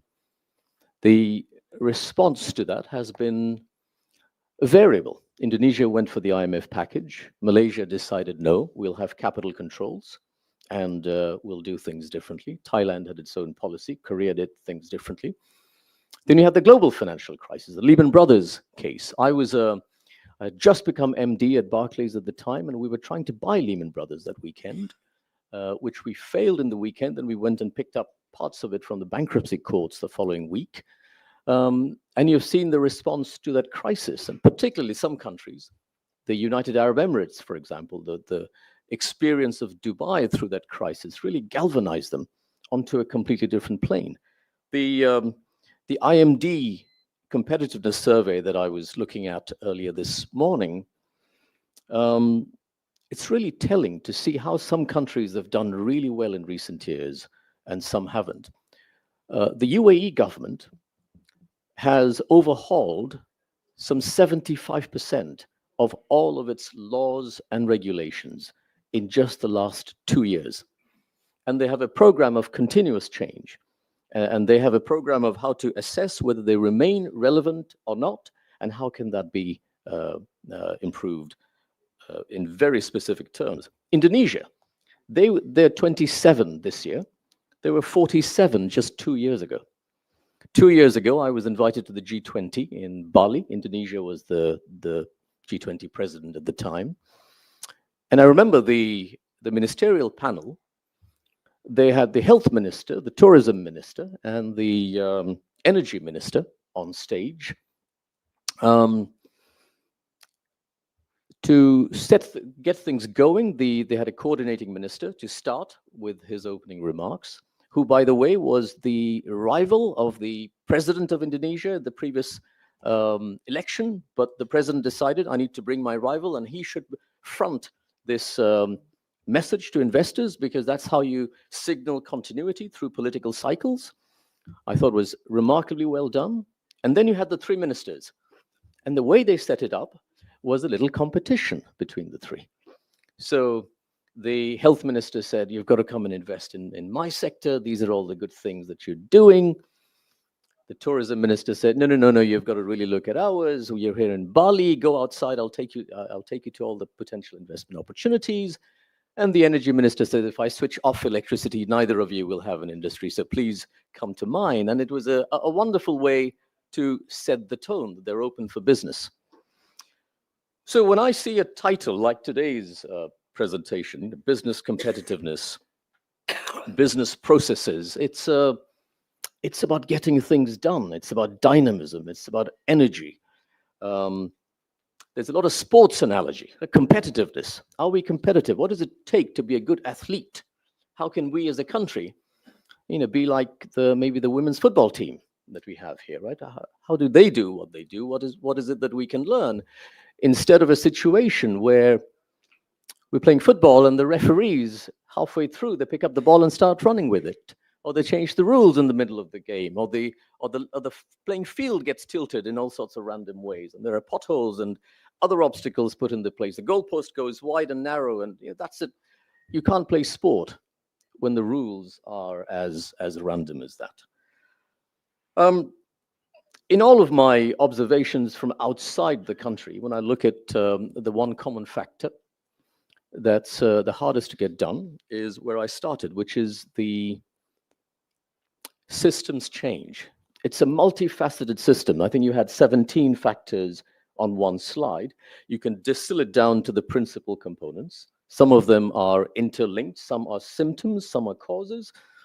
But the problem with a system, a multidimensional system, is what should be the most effective intervention point? Because it's a living organism. The system reacts to how you intervene in it. It's not a static mechanical system, it's an ecological system. And the challenge is, how do we intervene and sequence our reforms in a way that we create some early winners? Not quick wins, but early winners. Usually what happens with reform programs, which is why the vast majority fail, is that you create early losers very easily. That's the easiest thing to do. And then they form their own coalition and they put barricades for the next round of reforms. So the challenge for me in particular, and for a few others, is not so much what's the list of things that needs to be done, what's the right sequence, where can I get some allies, where can I get build a coalition of that positive force that can give me the energy for the next round, and then we leave off for the political parties for the next round and the next round. The mechanisms to course correct when people make a mistake, where you have some basic principles in place so that it's not about what decisions are taken, but how decisions are taken. So that if you take a wrong decision, you take another decision, which is to correct the previous one. At a very basic level, we basically have a spreadsheet. What needs to be done? By when can it be done? Who needs to do it? And then we just follow it. Every week, we call up. What have you done? Can we do this better? What is it that we have not done? And then we're trying to bring in some cultural changes within the government. Because what doesn't get spoken about, and I'd love to get some research help, analytical help from places like CPD on this, is the lack of ease of doing business within government. I can call meetings just like that, and you will be obliged to come to my meetings. I find it bizarre. Anything I say becomes an official notice, and it goes out. And recently I learned something called a demi-notice. That's still a notice, you're still obliged to come, but it says please at the end of it, all right? But for me to request you to come to have lunch with me, it's like a shock to the system. But the processes within government, some of them are there for good reasons to prevent abuses, as with any bureaucracy in the world, but some of them are deliberately put in place to maximize rent-seeking behavior, all the way from the bottom to the top. The one advantage we have right now, and it's not necessarily the most powerful advantage, but the one advantage we have is you don't have that conflict of interest at the top of government. You can debate about our competency levels, you can debate whether we're in touch with people or not, as we get to hear a lot of the time. But the one thing that is unimpeachable is the honesty of intention and purpose with which every member of government has approached the role that they have found themselves in right now. So how can we maximize that? I would ask you to help us to do that. Do we need a reform commission for business conduct, business regulations? Or should we engage with the commissions that already exist? How many of you have actually engaged with the Public Administration Reform Commission that's there in place? How many of you engaged on the Judicial Reform Commission?